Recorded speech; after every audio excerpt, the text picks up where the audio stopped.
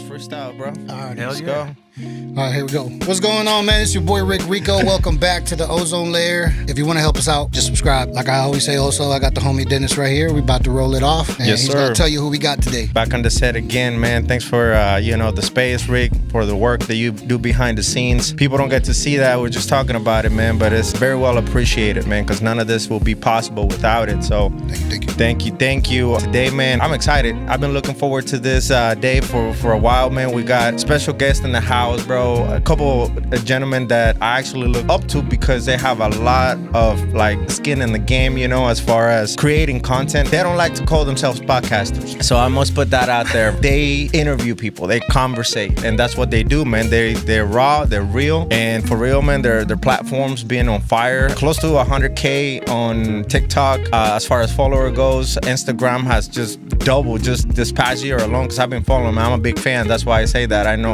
I got some insight on them because I do consider myself a fan. And, Instagram, bro, 20 plus K followers, man. And I'm just looking at their trajectory like, bro, like, how are they doing it? You know what I'm saying? I had the privilege of being in their platform. I'm so happy that they're here with us today. We're going to chop it up today, man. Rudy, Darren, bro, thank you so much. Indelible Arts, make some noise. Yeah. I tried not to geek out over that intro because I'm like, how you know all this stuff and keep it in your head? You don't got notes over there. I wouldn't even remembered all of that. That's crazy. No, we tried reading shit off, but it just corny, bro. So. Yeah. No, I don't want to call it corny, but yeah. At first, with the intros, like when I would type it, it was like it just didn't come out right. So improvise is a lot better. And like I said, man, I know about you guys because I follow you. You know what I mean? And I see what you guys are doing, and I'm peeping game because I'm like, wow. I mean, they're obviously doing something different. You know what I'm saying? Who put you on though, bro? You did, bro. Exactly. Oh my God. Appreciate you, man. Yeah. And what y'all was talking about is kind of like music too, because like there's people who can freestyle but can't write, and there's people that can write can't freestyle, and both of them is dope. So so we don't want to call the writing corny. No, but when you write a rap, you remember that shit. You know what I'm saying? Got you. When you write an intro, you don't know. You're right. You're right. That's what make it corny is you don't memorize it. We just realized that it takes a little bit of both. It takes a little bit of writing structure and then freestyle. Yeah. You gotta be able to improvise. Yeah. Nah, but appreciate you guys for coming through, man. Like he said, I'm also a fan. I found you guys scrolling through, and like I said earlier in the truck, I wouldn't have known it was a KC podcast if I wouldn't have seen your hat. You know what I'm saying? Man, I just took that mug off right before I came, man. Because I'm like, man, I wear this damn thing so much on the platform. I don't want to wear, So for people that don't know, you're the interviewer. Yeah. My man over here is behind the scenes. You do what I do, pretty much. Right. And you're doing amazing work. Oh, bro. That's all right. I just realized something, bro. What happened? His mics hasn't been recording. It has not been recording. Bro. Which one? His. Take it back to the top. Are you serious? Yeah, we never use 4 mics, bro. Hey, it happened for a reason. Oh, yes. That wasn't supposed to get out there like that. All right. You got to keep the intro, though. No, we're keeping the video. But I can't even remember what. Or if you want, we could do the intro again. And just keep what's best. And just forget what happened. All right. Yeah, is that better? I don't know. He's nervous now. It's going to work out, Dennis. This never happened. So he's like, oh, shit. It was supposed to happen. It's going to work out. What's going on, guys? In case you don't know, this is take 2. Sound like some shit I would do. I would do that, for real. Take 2, let's go. Welcome, guys. Thank you again for Appreciate coming. Appreciate you having us. Appreciate you for being here twice. It's like deja vu. Yeah. Bro, man, so let's get right into it, man, because I definitely want to make sure that we do right by you guys, man. You guys got an incredible story. And, Rudy, tell us, man, like, how did you guys, like, started with this whole initiative, man? Like, because you obviously got a lot of momentum going on right now, and most people think, oh man, like, they got it together, but it's like they don't realize where you come from, and so like let's go all the way back there. Yeah. Like, and I think you mentioned, you know, and I heard you mention something in the past where you started just chopping it up with some fellas, right? And so. Those fellas was my boys from Save It For The Podcast, Nick, Justin, Burrell, AB, TJ, and if I forgot, the other Justin. Yeah. See, we didn't get that on the first take. Yeah. Yeah. And whoever else was a part of that, I'm sure I forget somebody within the speed. But anyway, like we had a man cave type podcast where we would talk about pop culture topics and just what the homies want to talk about, and it was funny type podcast. But I felt like my purpose was I was supposed to be here for something other than that. I was put here for something other than that. Just having fun with the fellas. That was easy to do. The hard stuff to do is the uncomfortable. The uncomfortable. So uncomfortable is getting into people's testimonies and like even opening up a little more on my own end to connect with these people while I'm talking to them. So that's where Indelibly Mark came from. I wanted people to have a safe space to share their testimonies with something that'll last forever. Because there's always going to be somebody going through what you went through or what you're going through currently. So, and a lot of people don't have the courage or the access to be able to talk about that kind of stuff, you know? So when you see somebody talking about it in a way that you wouldn't open up, you'll probably be like, I could do that. Or, you know what I'm saying? Like, I can share my testimony with more people, because you'll be surprised. A lot of people, when I first said something about it, was like, nigga, that ain't gonna work. They wasn't hating though. I didn't feel hate. They was just the podcast platform or the content that was out there in the world was not that type of. It got to be salacious. It got to be like people going at each other. It got to be, you know, that type of stuff. Like Nobody say it again. Like Adam. Yeah, it got to be that type of stuff. Like it got to be beef. You know what I'm saying? So that's what they were used to, or funny. You know, so they like, nobody gonna want to hear that boring stuff. I'm with you. But I don't think nobody gonna rock with that. And a lot of those same people come back and be like, hey, bro, to be honest with you, I didn't see it at first, but I understand it now. I can hella relate to that because, I mean, I feel like I've experienced that, you know what I'm saying? And also, the way I work, I'm not drawn to those type of platforms. Like, I ain't trying to fight my whole life, bro. You know what I'm saying? So why am I consuming that shit? You know what I mean? And I've always found myself, like, I listen to a lot of Joe Rogan. I listen to a lot of Sean Ryan now. Yeah. And those are all what people, all people consider those boring. But there's a lot of information that I take in from those. You know what I'm saying? I'm sure bro can relate to that. I absolutely can relate to that. See, one of the greatest people I listen to, like I always like listening to different orators too, and how they like connect to people. TD Jakes, he was talking about being a disruptor. So I always carried that with me as far as like, okay, they say this won't work, but I think you got to disrupt the system a little bit. Not to say I was the first or we was the first of that kind or whatever. But yeah, you come out, disrupt it, and do it well. I'm not saying it was well from the beginning either, but you know what I'm saying? And to... Oh, okay, TD was saying be a disruptor? Yeah, be a disruptor, basically. To go a little further into the story about Indelibly Marked, so... started with cell phones with my brother Thomas. I used to pull up to his clubhouse or pull up on the actual people and record. We were recording off cell phones. I didn't really know what I was doing.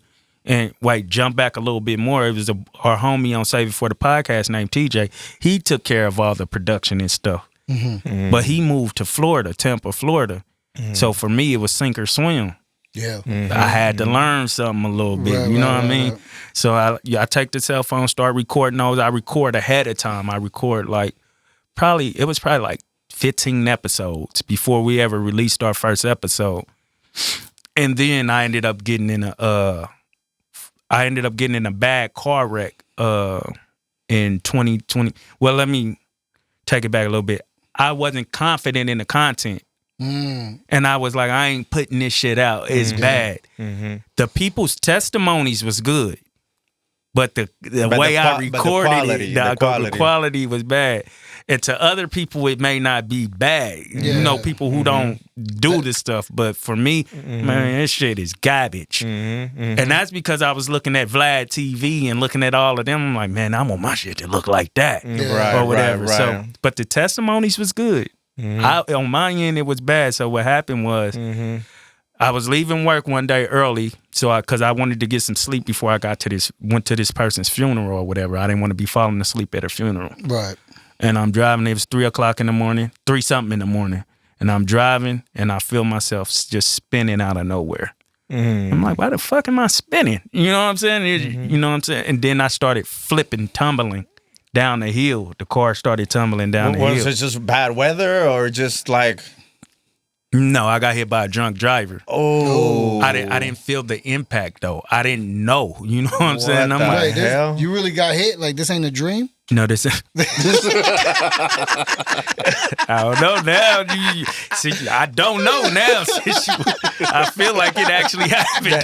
That's crazy because like you figure you will feel the impact. That's funny. Yeah, I didn't feel the impact. The only reason I knew I was in a wreck is because I started tumbling. Because I was conscious the whole time, and I was like, first I was like, man, why the fuck am I slipping? The second, then I started flipping. I'm like, am I in a fucking wreck? Wow. Right now? I thought I was going, for a minute I forgot where I was and thought I was going down a cliff. My boy over there like, what? Because I was spinning. Shit just flying, glasses flying and shit like slow motion. That's probably how it really looked in slow motion. So I'm like, man, why the fuck am I, you know what I'm saying? What the fuck happened?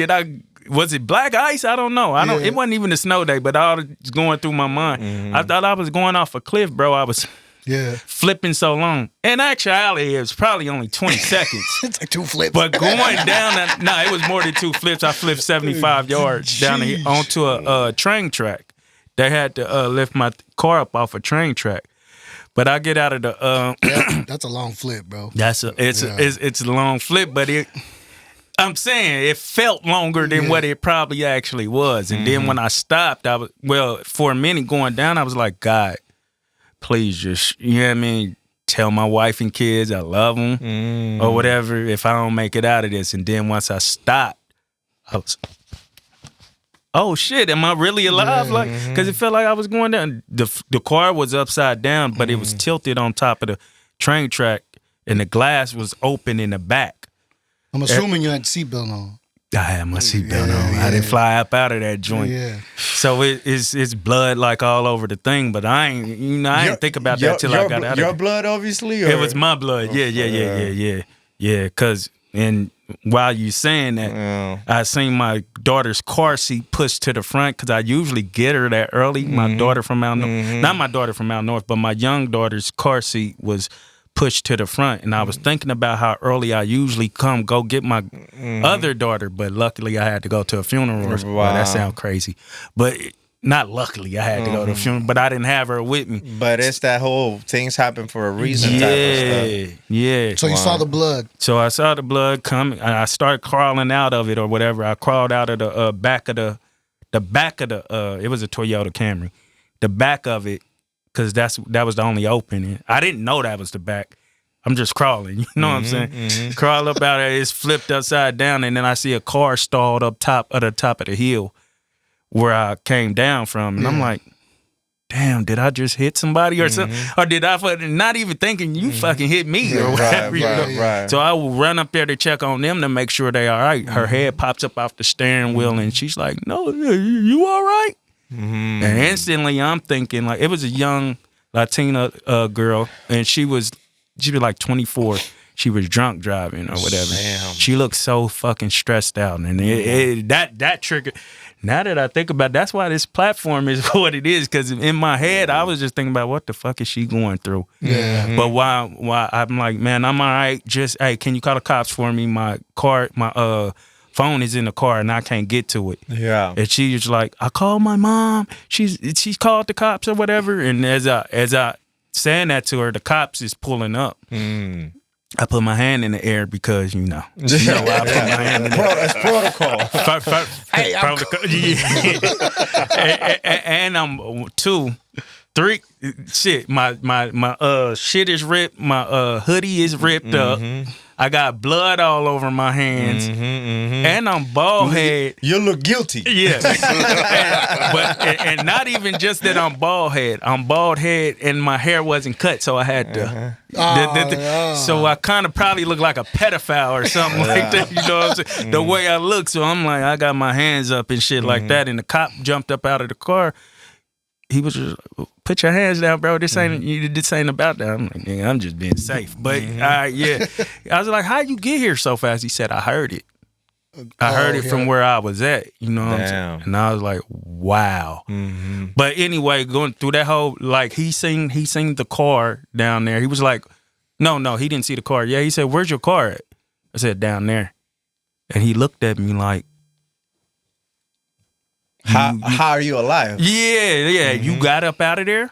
You ain't nobody else in there? I said, nah. Another cop come to the scene. He was like, where's the vehicle? He pointed at him, and he looked at me, and he looked at him like he got up out of there. And I'm saying all this for a reason, but when the ambulance come to the scene or whatever, they say the same fucking thing. Like, it was one dude, what are they called? Paramedics? Whatever they called. While I'm sitting on there, he's putting the stuff on my hand the or whatever. first responder, yeah. Yeah. He was like, you good? How you feeling in the head? Your hand? Whatever he was asking. He's like, all right, I got to go see this. And he ran out there and came back in. He was like, you're here for a reason. Wow. A lot of them kept saying that, like, you're here for a reason. I got to the hospital, and once I got there were, like, cops and nurses lined up, and I'm like, doctors, nurses. It was just a lot of people with uniforms on lined up, and they gurneying me in, and I'm like, Jesus Christ, what happened to somebody? You know what I'm saying? Like, did somebody get shot or something? You know what I mean? And they like, nah, nigga, we here for you. We thought it was way worse than what it was gonna be. I got out of there with a few scars on my head and just a hand injury, as you can see. My it's crooked or whatever. So they kept saying you're here for a reason. So that's where this is birthed at. Like, I felt like it was God, because the year before that I had COVID pneumonia, and the same thing. The nurses was like, hey, it's people dying from this, and you acting like, you know, you kind of progressing through this well. All my time through the hospital. Then okay, that second thing, the wreck come in 2022. So, and then I'm hearing you here for a reason, And meanwhile, I'm thinking I should trash this content. But I felt like that was the way of God telling me, hey, do what I told you to do. Do what I put you here to do. Or the third time, you won't be so lucky. Or whatever time it was, you know. Yeah. So that's why I ended up putting some of the content out that I wasn't so confident in. And I put out a episode with this dude named D Moore first. And one of the main things he talked about was forgiving somebody who shot his brother. He forgave them. He hugged them. They good now. And when I was putting that clip out, I was like, man, I love this clip, but I don't know if they're going to take to this so well. You know what I'm saying? People might be like, oh, he a bitch ass nigga. Yeah, and we don't do that. No, they were like, I need to exude this type of forgiveness. Wow. I need this type of forgiveness. And the second one was my boy A. Sean. He's a rapper, and we talked about self-love. And he talked about how he wasn't loving on himself and how he could understand why his girl wasn't rocking with him, because she told him, like, nigga, you cool, but, like, you don't love yourself, so it doesn't allow you to love me the way you need to love me. You know what I'm saying? And I took to that so well because he kept saying I love myself on Twitter. That's why I wanted him on. Because when he kept tweeting that, it made me feel like, bro, I need to love on myself a little more. Yeah. So he came on, we talked about that. I put that clip out. And then somebody on TikTok reached out to me, and we ain't got, like, the following went crazy or nothing or whatever. Somebody reached out in my inbox and said, I'm glad you put out this clip because I was about to commit suicide. Wow. Somebody from, I don't know where they was from or whatever. So that is the purpose of the platform. That hit me right there, bro. I have a homie named Jeremy. Rest in peace, Jeremy. He hit me up a week 2 weeks before he committed suicide, and he wanted to do a pod. 2 weeks, bro. And I told him, I was like, you know, give me what you want to do with it, and let's set a date. And he's like, bet I'm gonna hit you up with the info. He never did. But to this day, I'm like, would it have made a difference? You know what I'm saying? If he would have done that, would it have helped? Would the whole process and the release and the clips would it have done something for him? You know what I'm saying? And to this day, like I live with that, bro. Because you know, you saying the story that you just mentioned, like that's true, bro. Like that, we do make an impact that we don't even realize sometimes. You know right? I mean? But that's where the purpose really, you know, comes from, right? And then just having experienced this near death, because I mean, you could have been gone, man, and just actually listening to the voice of God and saying, man, you need to do this. So that was before he was involved, right? That was before he was involved. Yeah. After the incident, like, what was your process after that in terms of like, what did you felt like you was here for a reason, right? So you knew God was trying to reach out to you, right? So what were the steps that you took from that point forward in terms of like aligning yourself to where you're at now? What kept motivating me, and I hope I'm answering this right.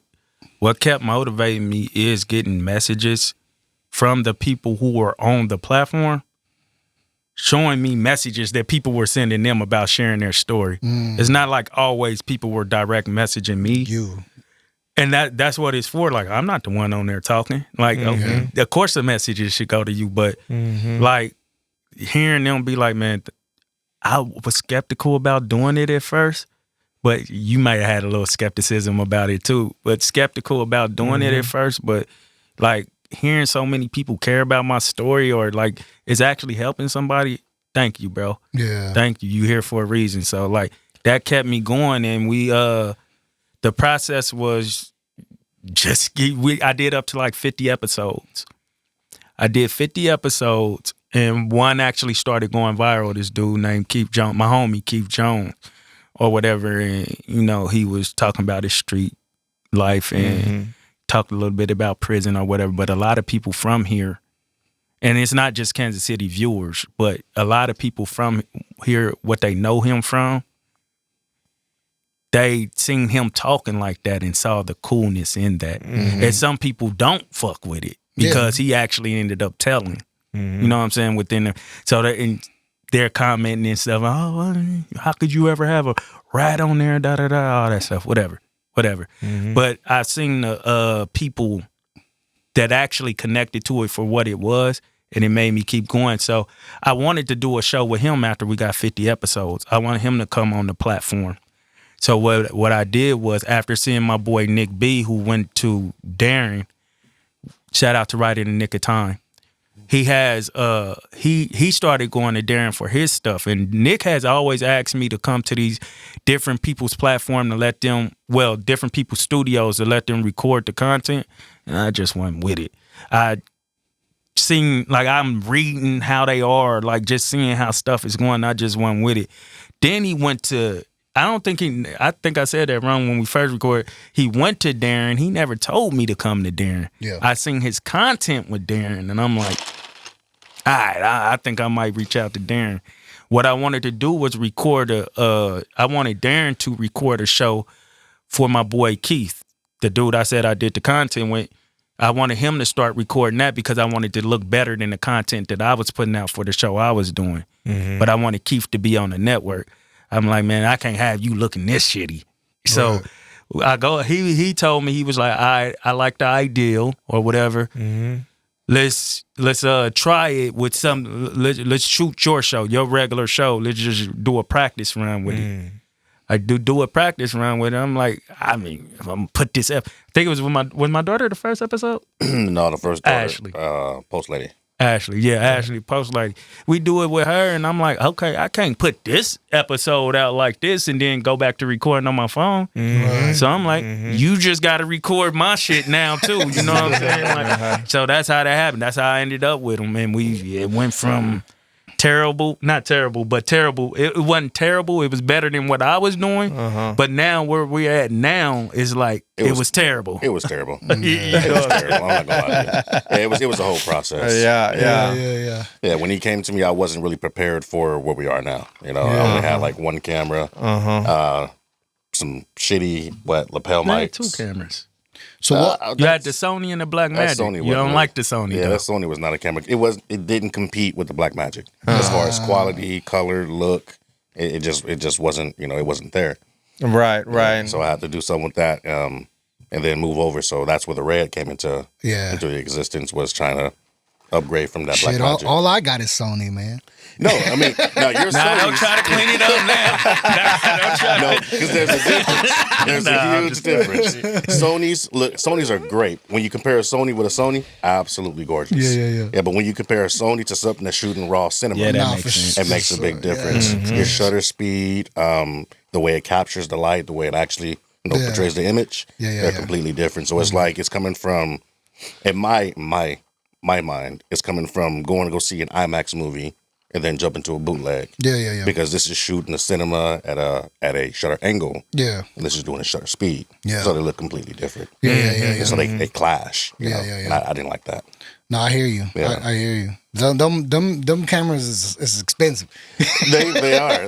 Yeah. Now, if I could have did all Sonys, I would have did all Sonys. I mean, because the autofocus, the low light capability, the easy with the codecs, all of that is, it makes it a lot easier. But I mean, I already went up to that Black Magic. Yeah, Right. that. So I'm like, okay. Here, once you go there, you can't go back. Yeah, fuck that. Like, I like the reaction people give when they come in there and be like, I've never seen this before. I didn't get it. He got it, but I like that reaction. I seen that once he put that Sony away.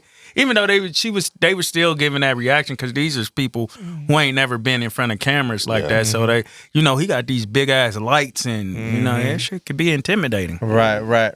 So when Rudy came to you with the idea of collaborating and put, really just taking the platform to, different heights, like what was that like? I mean, obviously you guys already had known about each other and you had to be on board, right? You had to believe in what he was, putting out and what he was trying to go. Not necessarily. I was actually about to quit. Really? Yeah, I was about to give up on it.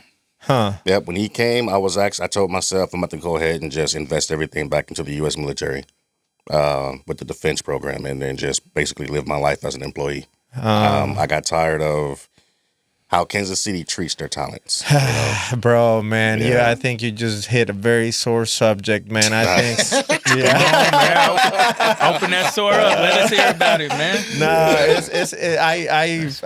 I really think that is, I mean, just a shame for real because there's so much talent here, both in the film and the music industry, but they just don't get the support they need. Other people come and get the love from outside, man. But like the local talent here, man, as far as the media goes, the local media, man, they don't be putting them on, man. And so I 100% agree with you on that, man. Yeah, you gotta be a Damo or a Glenn Robinson or something to see some kind of effect in that direction. But right, and people that make it actually have to go elsewhere to make it, make a name for themselves. They believe that. Yeah. You don't have to. You don't have to, but a lot of people do it because it's I want to say it's the easiest way out. Yeah. Or the easiest way up, I should say. Give us an example of someone who didn't. Who didn't leave and made it? Yeah. Tech. Tech didn't leave? He went out west. He traveled around, but his base was always here in Lawrence and Kansas. So when people say leave, they mean leave, like leave. Move away, I don't think you gotta leave to. And I'm not mad at anybody who does it. And I'm speaking this to existence. We're going to be one of the bigger platforms, and we ain't leave but to add to the content. Right. That's all we did. You know what I'm saying? Like, you don't have to leave. If they did it in Atlanta when New York was the biggest place, if they did it in Cali when New York was the only place made for it, we can do it too. It's just about people don't want to do the work, or people don't want to work as a team to put the person there who's supposed to lead that thing in a different type of way. Like you may be the voice, and I may just, even though I got a platform, I'm probably supposed to be behind the voice. But I will say though, man, people need to learn to collaborate and not hate on each other. You know what I'm saying? Like, because sometimes I don't even feel like it's hate. It's just like competition. Like I can't help them out. We need to grow type shit. You There's nothing wrong with competition though. Like, but collab still. Yeah, that's where I'm at. Cause like, shout out to he knows this very well. Shout out to our homie Big Courtney Richardson of No Limit and Holding Court podcast. Yep. And, you know, he's brothers to Master P. That's bro that interviewed Travis O'Gwen. Yeah. Shout out to him. Mm-hmm. He's considered the biggest podcasting platform from Kansas City. Mm-hmm. And I told him to his face, hey, you dope. Mm-hmm. I look to you for a lot. Mm-hmm. You're Jordan right now, but I'm coming for that shit. Mm-hmm. I'm coming for it, but while I'm coming for it, I'm still with you. Still There's rocking nothing with you. wrong with competing. I'm gonna share almost everything he put out. Right. I'm gonna share y'all stuff, but I'm still competing. Yeah. I'm gonna look at your thumbnails that I love so much and be like, that's tough. I ain't do that. Like I said, you took them pictures. Vice versa, bro. Yeah, same thing. Like it's but I don't want you to fall down. I want you to keep going up. If we get on a song together, you better come with it. Yeah. Make me want to rap, bro. I want people to listen to the whole song, not just my verse. Yeah. And if you going first, I really hope your verse is dope so they can make it to my verse. So you know what I'm saying? I want it to be fire. Right. So while we're trying to lift up, I want us to compete at the same time. Make it funner. It makes it funner. But I'm never gonna push nobody down while we competing. Right. I'm gonna look at what you're doing and be like, oh no, we did that with followers. We did. At one point, I had 2,000 followers or something like that. I have 4,000. And I'm like, hey, yo, how you do that? How you get more followers than me? And not even that I care about followers like that. It's just I don't even care about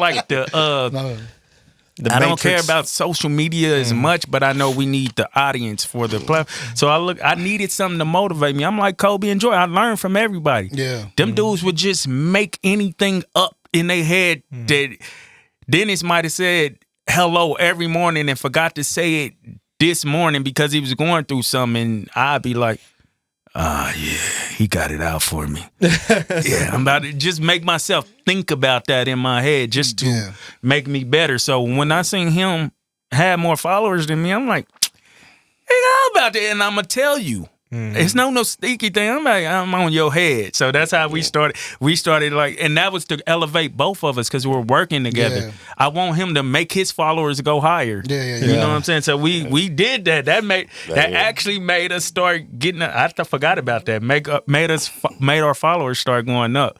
Wow. Because we started committing more to getting that done. Yeah. Until he got to a point where he hit 50,000, I said, okay, I'm good. I'm good.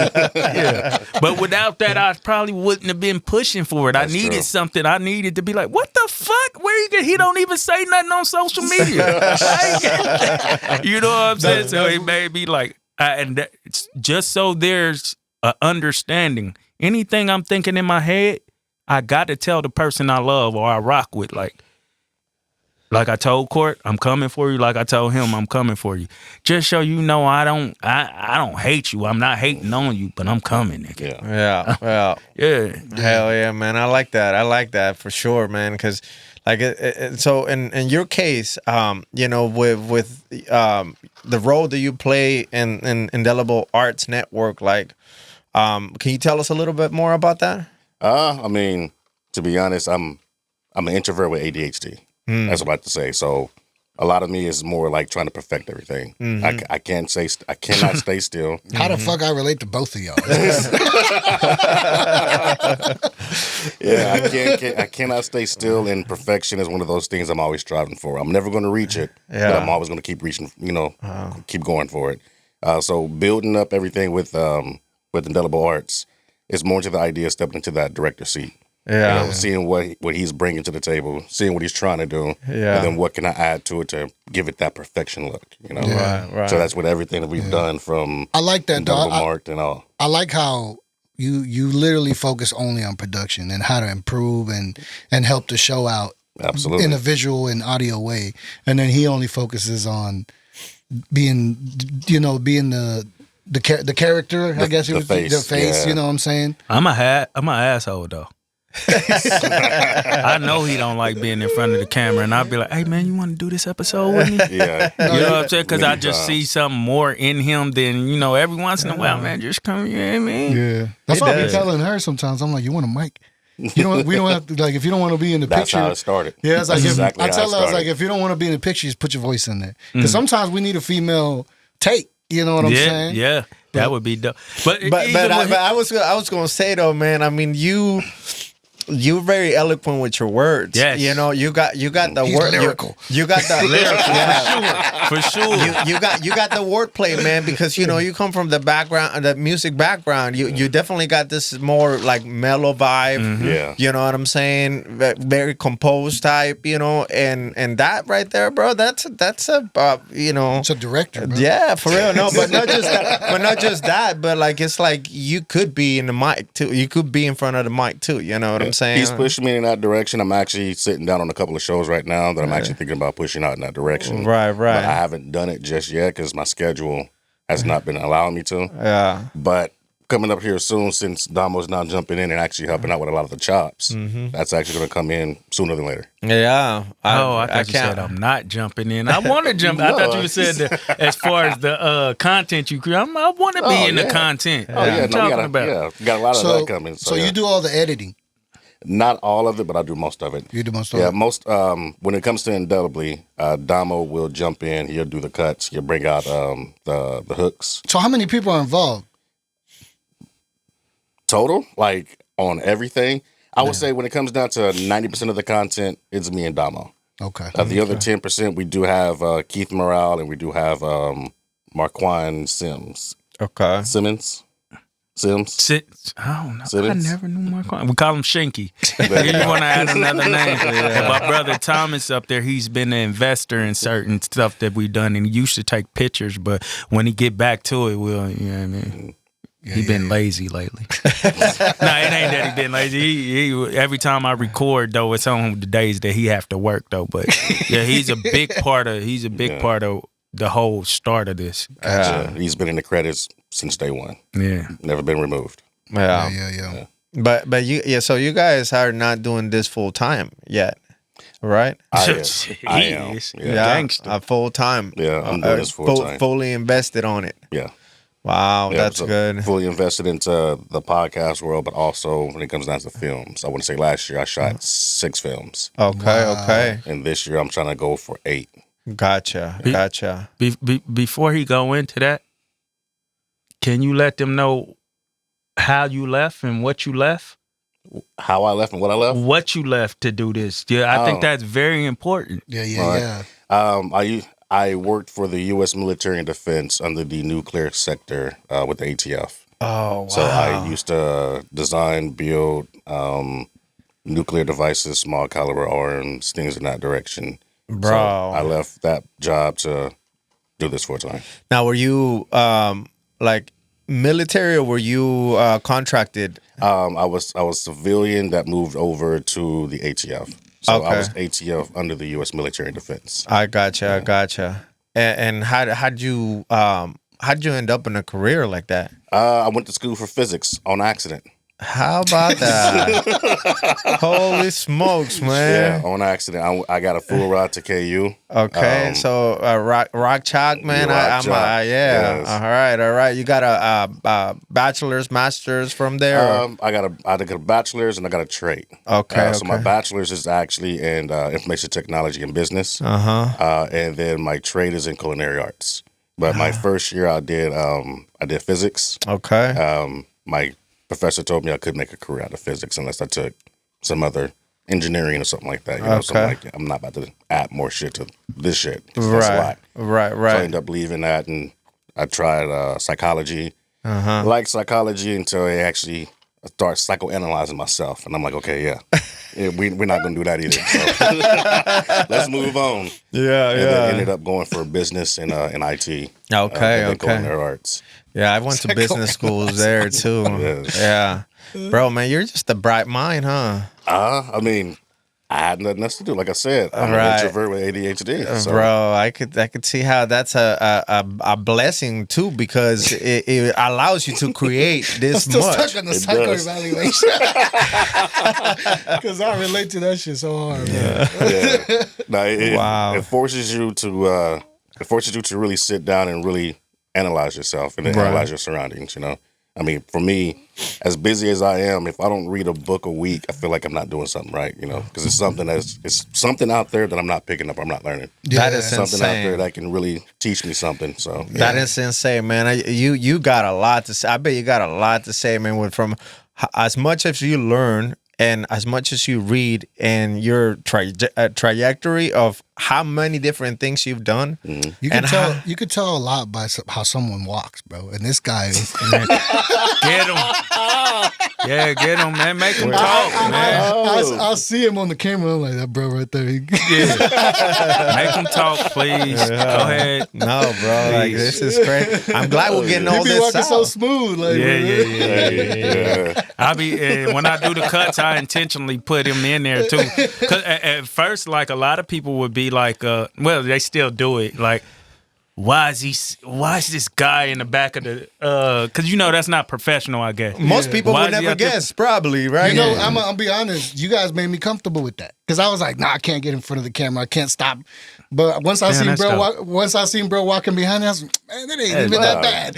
It ain't even that bad. And that's the disruptor stuff, like that. You know what I'm saying? Right. Even from me having a toothpick in my mouth all the time.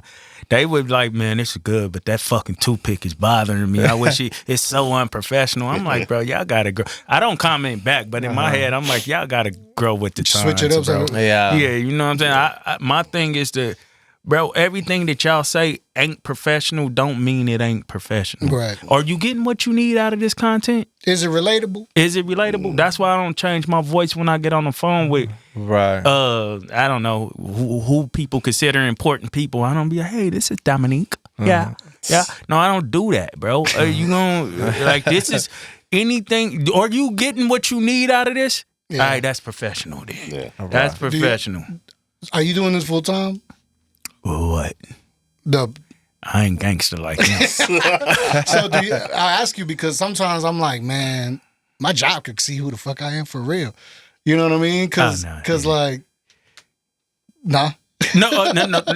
Yeah, I'm doing it full time, but I do a job full time too. You know what I'm saying? And I was just talking to him about this, like, bro, that's faith, bro. Like that's a strong faith to be able to just quit your job or whatever. Yeah. And he has a child. Right. He has a child, like very well taken care of. Bills I'm just to pay and everything. But it's more than just the indelible, arts. It's the films. It's everything else included, right? Yeah, it's everything else included. That's what keeps me afloat. Yeah, the indelible arts to me, I would say that's definitely my main focus because that's really how everything really started as far as like this elevation level. So that was like the doorway into this new trajectory. It's sort of regret it. No. To be honest with you, that was the doorway to force me to elevate myself. To be honest with you, because you had a passion for work. Yeah, because I film. And I already had all that passion there. I just didn't have the equipment. And to be honest, I didn't want to invest in the equipment because I feel like there was no real doorway. There was nothing, to use it on. Yeah, stay buying new stuff. Yeah. Now. So once he came into that picture and he was like, "Yo, this is what I want to do," and I'm looking around, I'm like, "Okay, we shot that first episode, trash, my opinion." And I'm talking about the aesthetics. The actual message in it was golden, but the aesthetics, in my opinion, I'm like, I don't like it. Yeah. The audio was bad. That light was in the wrong place. Yeah, like everything was just wrong. So I'm sitting there, I'm thinking to myself, I'm like, do I want to actually invest in this? Because like I said, I was walking out the door. I was about to just hang it up and just be like, all right, cool. I mean, I'm making good money what I'm doing now. I'll be all right. But something just kept pulling me towards it. It's that need for perfection. Yeah. It just kept tugging at me. I'm like, hell. Buy some new cameras, buy some new lenses, buy some new lights. He was like, hey, I got some lights for you. All right, cool. I got some mics for you. Okay, cool. Now I got to figure out how can I use this, where to plug it in. Am I going to go directly in the camera? Am I going to use a compressor? What kind of I/O am I going to use? You know what I'm saying? Yeah. And then moving in that direction. And then once I got the aesthetics right, it was the sound. Yeah. The sound was horrible. There was a lot of hiss, a lot of air.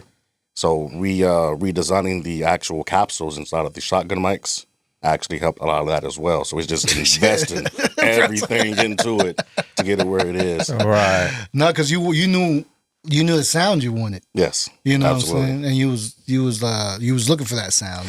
And also I got tired of people saying, I can't hear with all the noise, all the hiss, because it was a lot of air, a lot of hiss. Who was saying that? The comments. I ain't catch those comments, I but I'm not got saying they're wrong. I'm just saying I ain't catch those comments because as far as I'm concerned, since I came to you, the content has always been on another level. You know what I'm saying? Yeah. It takes a perfectionist like you or us or whatever to be like, man, that shit kind of garbage. You know what I'm saying? Like, but me coming to you was a step up for me. Yeah, it took us to like really like. It took you to take it to another level for me to be like, that shit, you could have been doing better. What's up with you? But I feel like he needed a project that he could believe in to take it there. Yeah. You know what I'm saying? Because like that was my goal when I got into this house. You know, I knew that me and him I already had the IMRM TV. I started this on my own.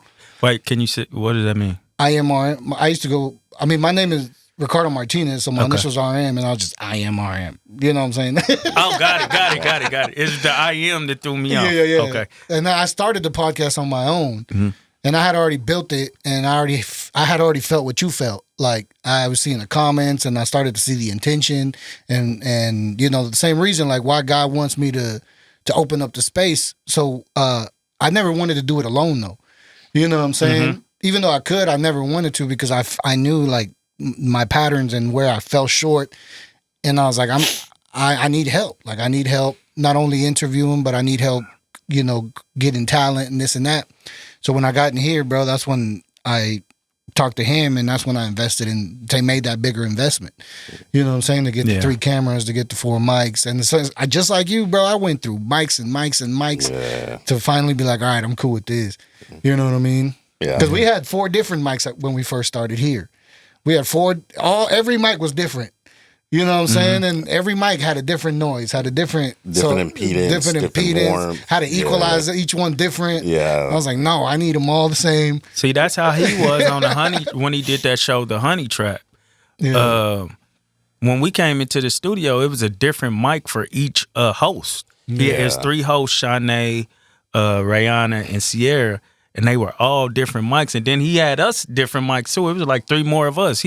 So it was like 6 of us? Like 7 or 6 or 7 of us in different mics. And the editing had to be crazy.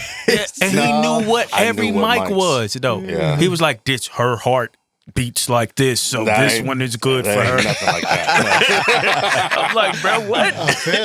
No, it was more into the idea of hearing the vocals and then knowing what that mic is going to respond to, and the impedance. You know. So if I had somebody with a higher pitched voice, I want them on an AKG. That's that producer ear. Right? That's the producer ear. Yeah. Do you feel like your voice is the hardest voice to work with? Yes, absolutely. That's me too, bro. Yeah, it's very. I like when I hear the pod. Everyone's voice sounds better than mine.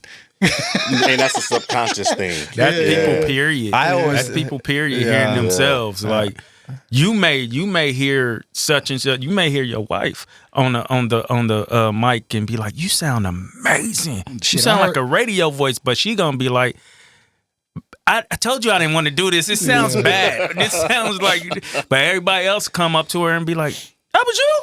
Yeah, that sounds good. So we all like that with our voices, though. So I can understand why it'd be hard for y'all to edit your own voice. Oh, like, you probably damn near want to delete yourself out of it. Yeah, there's been many times I have. I had to set my shit. No, for real. I had to set my shit. I'm like, fuck it. It is what it is. You know what I mean? Yeah.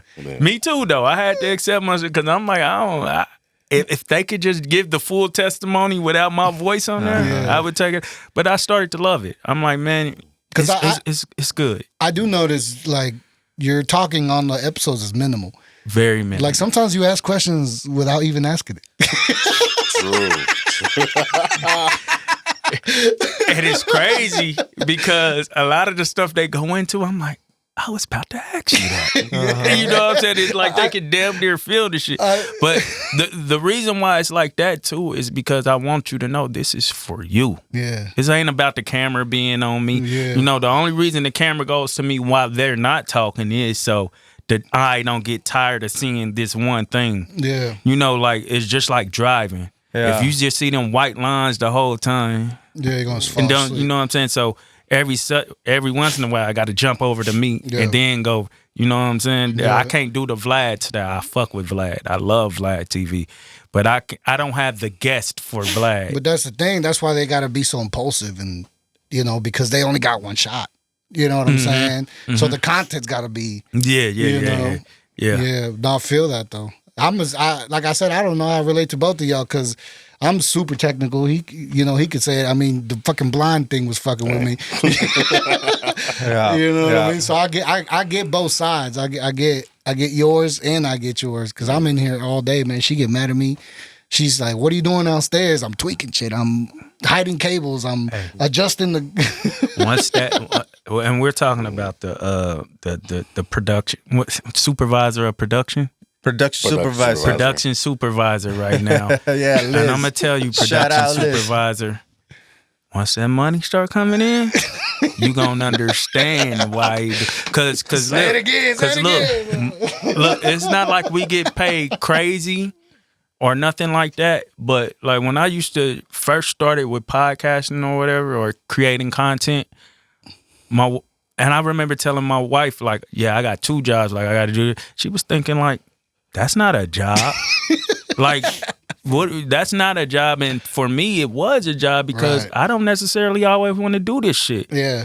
But I know where it can lead us or whatever. You know what I'm saying? So, and it's not once we started getting paid a little bit off of it. It was once she started seeing the effect of it. You know what I mean? Yeah. That she understood it or whatever. So, but she also just sent me a list like last week, and it said TikTok, Instagram, Facebook, and Snapchat, and YouTube.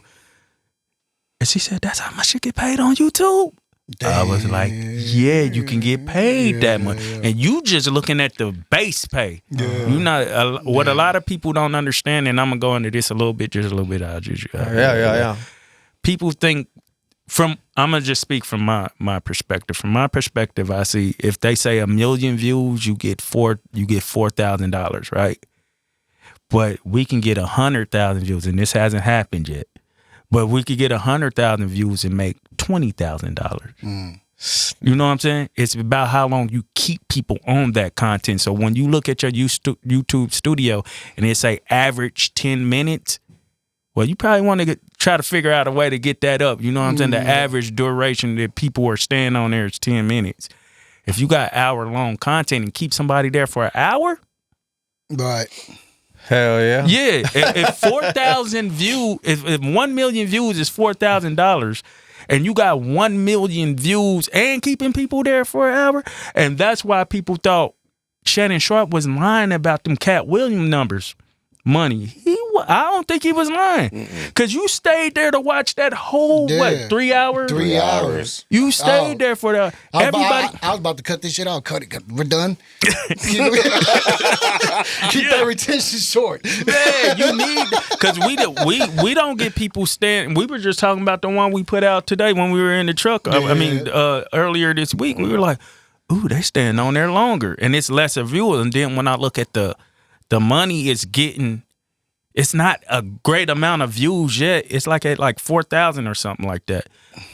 But I could see at the number of the money is going up higher than something that I done had at way higher views by this point. Yeah. Like this is at like 4,000 views. The other one, I had something at like 25,000 views, but it's the it didn't even come close to that. Yeah, it's the retention. That's how I'm like, oh, okay. Yeah, it is. They're sitting on this one way longer. It ain't up there yet, and it's getting up there pretty fast, but it ain't up there yet. Yeah. But I see the money is already higher than one that's up there because they're sitting on there longer. That's good knowledge, man. Yeah. That's good knowledge. I always thought it was about the views, but it's about the watch the hours. retention. Yeah. Because you be mad talking about 1 million views, $4,000. Yeah. What? $4,000? That's wild. Yeah, that's just for the million views. You know what I'm saying? Now you keep them on there 20. That's why Mr. Beast gets paid. And I learned that from Mr. Beast. Because Mr. Beast, you know, he got that content where you see the cover, he say, I'm gonna drag 300 buses into this hole and blow it up. Yeah, ain't doing that shit. And then you look at it and he's actually doing it. Yeah. So you're going to stay on the content for longer to see, okay, how is he going to do this or whatever. He's going to keep you there for that whole 20 to 30 minutes that he's on there. So he's getting paid with his hooks, his thumbnails and everything. That's very important too. Hooks and thumbnails. Especially for us. Yeah. Because we talked about I tried to give him that job. He fucking sent me one. I was like, bro, try to match what I'm doing. You know what I'm saying? What you mean? I was trying to fuck around with Canva, trying to, you know, create some thumbnails and stuff like that. But like he has a very specific way of doing things. Well, that's because his mom has a show, Healing with Helen. Yeah. With Helen. Shout out Mama Ortiz. Yeah, shout out Mama. And you know, he does a lot. You do some of the creative work over there, right? Right. I did the manage the brand and just the platforms and whatnot. But as far as the content creation, we outsource that. And the thumbnails and stuff, I fuck around and create some of those. That was the thing, is that when I got his thumbnail, I was like, bro, it looks like Healing with Helen. You know what I'm saying? You got to do it different. You got to do it different. Yeah. But yeah, I feel like the thumbnails, I'm very specific about those. You know what I'm saying? Because I feel you. Because sometimes I don't even read the title. I just look at the thumbnail. You know, I'm like, bet. Yeah, that's definitely all him. I don't have. That's one skill I don't have. Who? Thumbnails. You do the thumbnails? Yeah, the hooks, the thumbnails, but I don't want to call it a skill. It's just something I have to do. But listen, like, and I want to give this little. I hope it helps. Yeah. So I'll call it game, I guess. Whatever. Yeah. Hey, by all means, bro. We peeping games. So listen. For smaller cities, for people who aren't known like that, especially Kansas City, y'all gotta humble yourself some. And I'll tell people this. Y'all cannot just put on your title or thumbnail, Dominique and Darren was on your platform. They don't give a fuck. They don't know us. Right. Indelible Arts Network has a lot of views, a lot of stuff, but they still don't know us. Yeah. Right. You know what I'm saying? They don't know us. So it ain't about how we started popping out a little more, because if y'all seen the platform, we ain't got no big time guests on there or nothing like that. We got a few, but not no big time guests. It'll say Dennis Ortiz talked about getting slapped in his mouth or something like that. You know what I'm saying? I don't know. I'm just making up some shit. You know what I'm saying? But it's what he actually said on the platform. You know what I'm saying? You put that in a thumbnail, and I just made some dumb shit up. You put that on the thumbnail, and you put the most dopest shit he said on the hook. That's the hook, is to bring them in. As soon as they click on it, because they don't know us again, why would I click on your shit if I don't know you? You're not Cardi B, so I don't, you know what I'm saying? So you got to find a way to get me to stay here or get me to click. Right. So what you say right then and there will keep them there. You know what I'm saying? Some of the time, you know what I'm saying? Right. And it makes you, because they have to find out what it's all about. Where it's at. So from the beginning, when Dennis is talking about his days over in Guatemala, did I say it right? Yeah. Guatemala. You talking about you gotta, you know what I'm saying? Go ahead. Question: is this for YouTube or is this for? It's for everything now. Everything. Now, unless like that's what I was talking about YouTube, but for say what you say. So you guys don't follow the 1 minute, the less or below a 1 minute rule. You just let the clip be what it is on TikTok, on Instagram, like because on YouTube. Like that format works, right? Because YouTube could be long or short, or it could be a reel now. But on Instagram and Facebook and all them shits, like the rule is stay within 1 minute. You know what I'm saying, or less. Fuck that. Yeah. You know, so disrupt. If anything I've learned from this conversation, man, is have the balls to disrupt. And I'm not saying don't do that, but you was about to say something. I don't want to stop you. The whole idea, what I've seen him do, which got me to do the same thing, is put something out there that is going to get your attention. And as soon as you get good, cut the motherfucker off. Cut the motherfucker off. And you just sitting there thinking to yourself, I gotta find this shit. Out. Yeah. And that's how it all transferred over to the whole YouTube. That's how we started going. That's how we started going viral. There was a clip of my shout out to Marcus Dobbins, Canvas.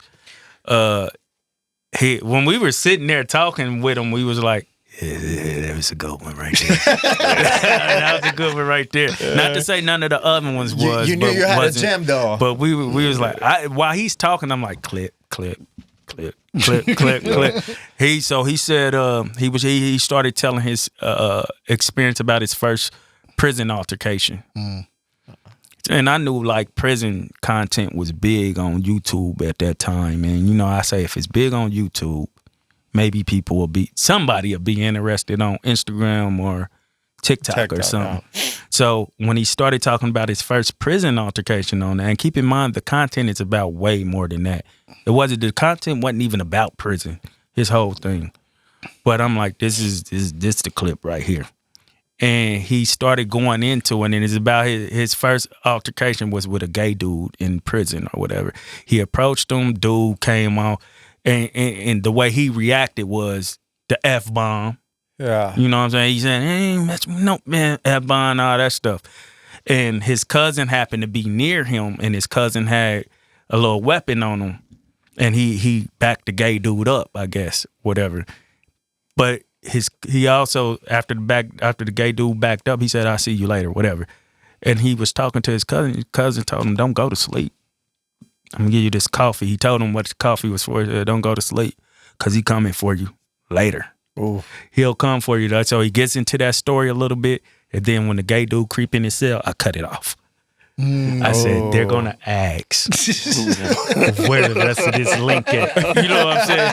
I didn't know for sure if they would do it, but in my head, I'm like, oh, maybe this will work or whatever. They was like, I hate when you dumbass niggas do that. Like, yeah, cut the content and all da-da-da. Where the link at, bro? You know what I'm saying? I'm like, they like, where the link at, though? You know what I mean? So, I put on the top of it, I was like, hey, if you want to hear the full story, either you click the link in my bio or just DM me. I send it to you. Right. That shit started coming. Like, I felt it was going to work. Hey. But I'm like, damn, this shit really working. You know what, though, man? Netflix does that same shit. With seasons, right? Because they end the fucking episode right at, like, we're like, fuck, now I got to go check the next one out. Yeah. And Mayor of Kingstown is bad for that shit. Like, it's pissing me off. Like, bro. So it's important that you said that. That's the retention. That's the hang time. Yeah. It's what do they call it? A cliffer? Cliffhanger. Yeah. Cliffhanger. That's why Cliffer. Cliffhanger. That's why it's very. That's different. Clifford is funny. Big red cliff. That's why it's very important to, again, humble yourself and pay attention to the surroundings and see what's going on and what works, and don't be afraid to be like, and to implement that to your stuff. Like you said, Netflix and stuff. I study all that stuff. Damn. I study everything. Like, not everything, but you know what I'm saying? If it looks good, if it sounds good, if it seems to be working, I'm like, how could that work for us? Yeah. You know what I'm saying? So I did that, and then like I put it. He was just. It was so tough that they was clicking on any clip I put out of him. The next thing was, what was he talking about? With your man. Yeah. The same.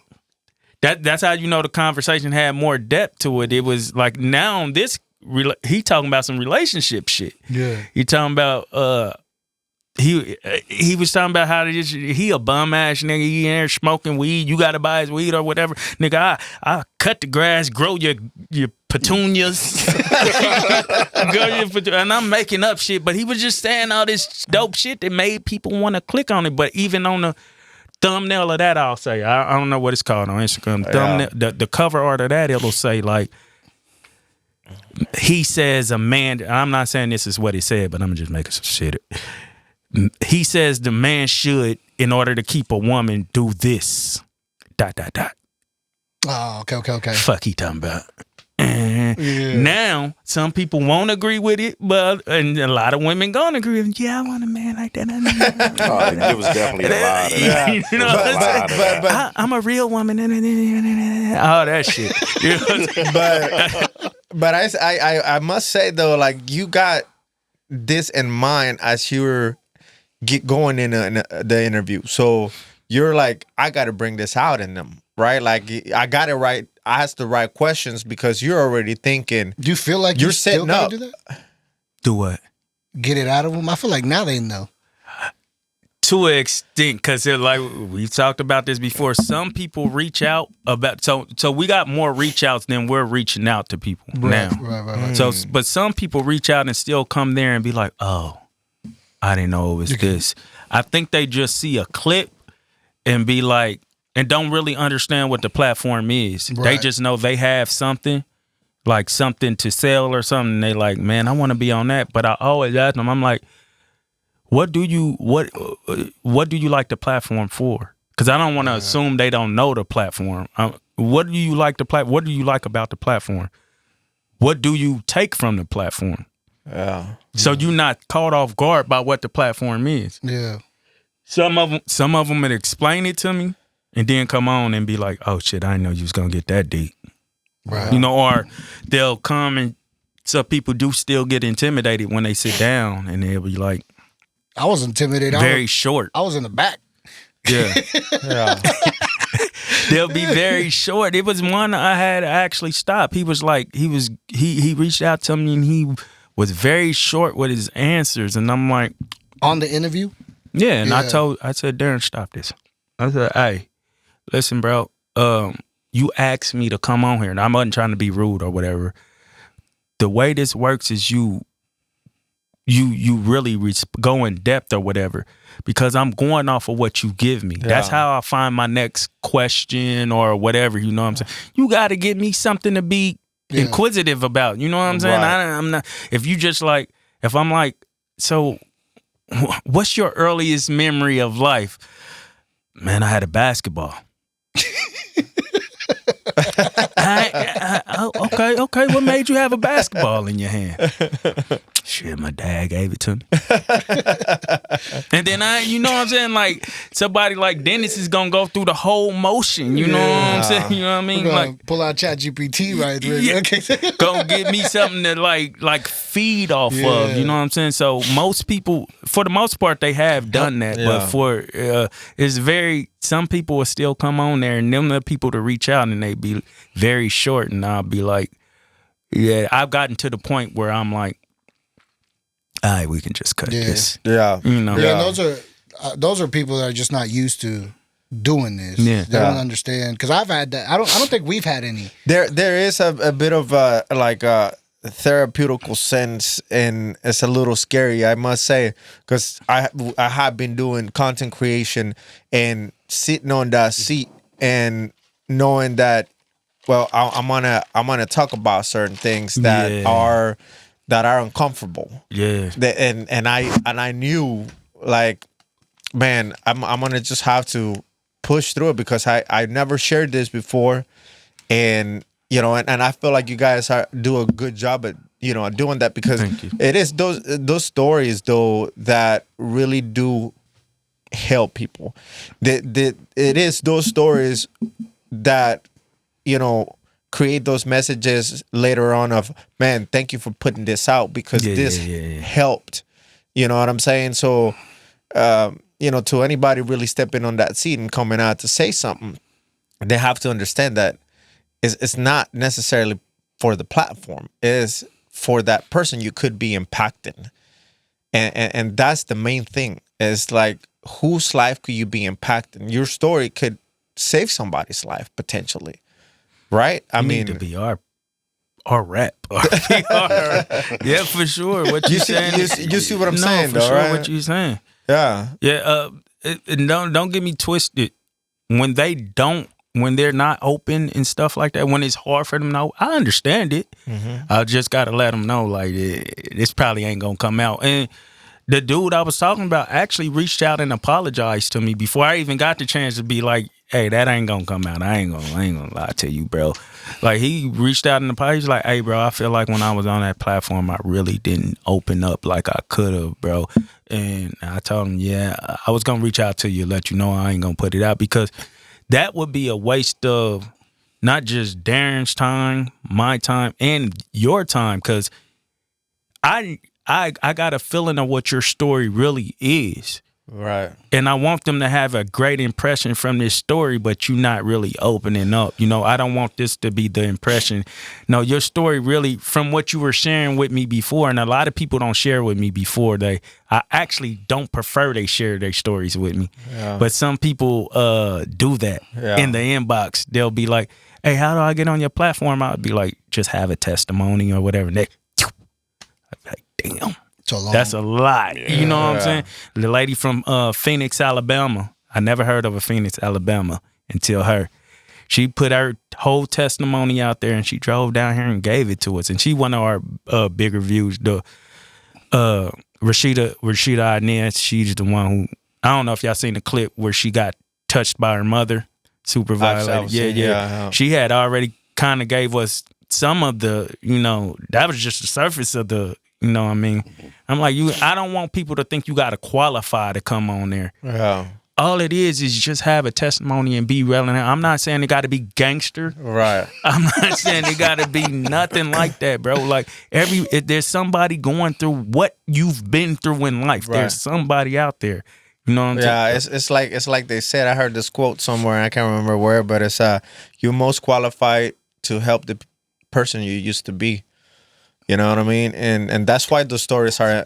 That's why it is important to tell those stories, because somebody's probably going through the same shit you survived, and that's, I feel like that's why your platform it has that. You know, it has that. There's so many like stories and struggles and testimonies of people going through shit, man. Real life shit. This is real life stuff, raw and real, and it's right there, man. And you guys put it out and just this with this amazing quality, and you know, you asked the right questions. You got the right idea, man, because you're not constantly trying to like be talking. You're just asking questions. You rarely ever interact. I got something to add to that. You know, like my parents been married since before me. You know what I'm saying? They've been together their whole life. And one of the things that helps me the most is the stories I hear about them. Because I was little, half of this, I saw their fights. I remember their fights, but there was things that they hid from me. You know what I'm saying? That I didn't find out till later in life. And then once I found out, I was like, oh, I do remember that time. But those stories that I hear from them, like, definitely give me a lot of hope when I'm in a place and like in a relationship. You know what I'm saying? Because I'm like, to me, it's like this is a process, but to someone else, it might be the end. You know what I mean? Yeah. Did you say you heard and I could have just been hearing that in my whole head. Did you say you heard the like altercations or fights or anything? Yeah. So did that affect you in your relationships later on, or how you carried your relationship? It helps me in the sense of like, all I can do is, you know, is refer back to their blueprint. So when I'm in the argument in my relationship, I relate to my parents. And then I'm like, okay, this is cool. We need to figure this out, get over it. It's part of the process. This is not everything it's gonna be, because I know where they're at now.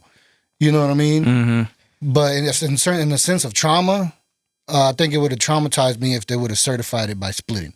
Yeah, you know what I'm saying. So that let you know, fight for your relationship. It wasn't. Yeah. Fight for your relationship. That's so funny, man. You're so smooth with it. It's like you do it effortlessly.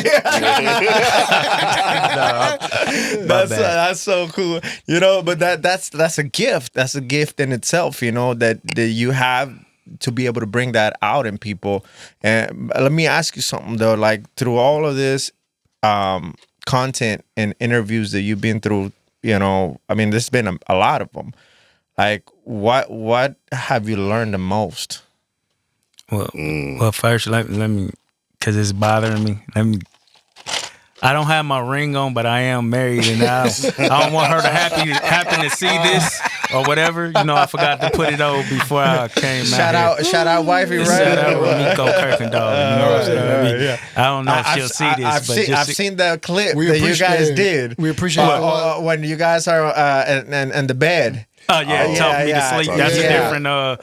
That's a different platform, right? A different platform on Indelible Arts Network. Talking to sleep, right. Who came up with that name? She don't look like she played, man. She don't look like she played. She don't beat me up, but she like her demeanor walking around the house, or like I just know my wife ain't nobody to play with as far as like wanting to keep her. Yeah, you know what I'm saying? Like, you know what I mean? I want to keep my wife, but I'm sorry, I went off to a whole nother. No, it's so good, good. No. Hey, that's good. I want to hear that shit, bro. Okay. What y'all want to hear first? You said, what did I learn? Hey, this is about you, man. This is about you. So you could talk about anything you want, but I definitely wanted to capture that, like, because you've been through a whole lot of different experiences through the, with the interviews, and like you've heard a lot of testimonies. What is like? How has that shaped you? So, a thing I've learned, and I'm not going to just say on the content, because there's a lot of, this probably won't make sense, but content outside of the content that's just in my own brain, you know what I'm saying? Like that because this goes beyond the stuff that's on video. Like I told y'all, when I was younger, people were coming up to me. Now that this content is out, they really, really come up to me. You know what I mean? They want to know. Right. So, one of the biggest things I've learned is never to minimize somebody's pain. Mm. That always sticks with me, especially from my daughter angle, because I've talked about this before. My oldest daughter, Kimry Kirkendall, like she tried to commit suicide in high school. She took a bunch of pills or whatever, and that you talked about not saying like and I hate saying whatever. I hate when I say that. And I just caught it, but she tried to commit suicide, and a lot of the times we listen to our children's problems or people that's younger than us, and we be like, what are you talking about? Uh-huh. That ain't nothing. Right. If you hear some of Dennis, what he went through, and listen to what my daughter's going through, you will say, that ain't nothing. But it is something. Right. It is something. It compared to what they had, what their environment is and what their environment contains. And how they experienced it. Yeah, how they experienced it. Like I do that a lot. I'm guilty for that. That's fuck. Everybody our age probably is. Yeah. When you talk about sorry. All of us apologize. Look, when you talk about the social media era and how these kids are, and they talk about online bullying and stuff, we used to make fun of that. That's not nothing to make fun of. Mm-hmm. Yeah. Because their whole experience in life is social media. It's different, yeah. Yeah, like our whole experience in life was school and all of that. If you go to school, like you didn't get bullied in the neighborhood that much, or for real. You didn't experience it in neighborhood. You experienced it at school. Right. So once they come outside of the house or get away from whatever the house is doing and get on their phones, all their friends are on social media. Their whole life is social media or whatever. So if you're getting bullied on there, and if it's just words, it's going to hurt. Mm. Just like you getting that black eye hurt. That shit may hurt even more what they going through, because the whole world sees it. That part. Right. The whole world. This was just my little school seeing this or whatever. So when you really go into isolation and think about how you're affecting people with your words, or how you just dismiss how they feel. Yeah. Right. Yeah.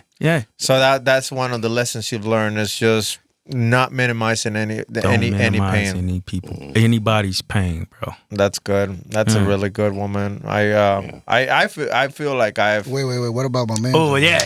I wanted to say it, but thank you. Shit, I learned a lot, to be honest. I learned emotional intelligence, for one.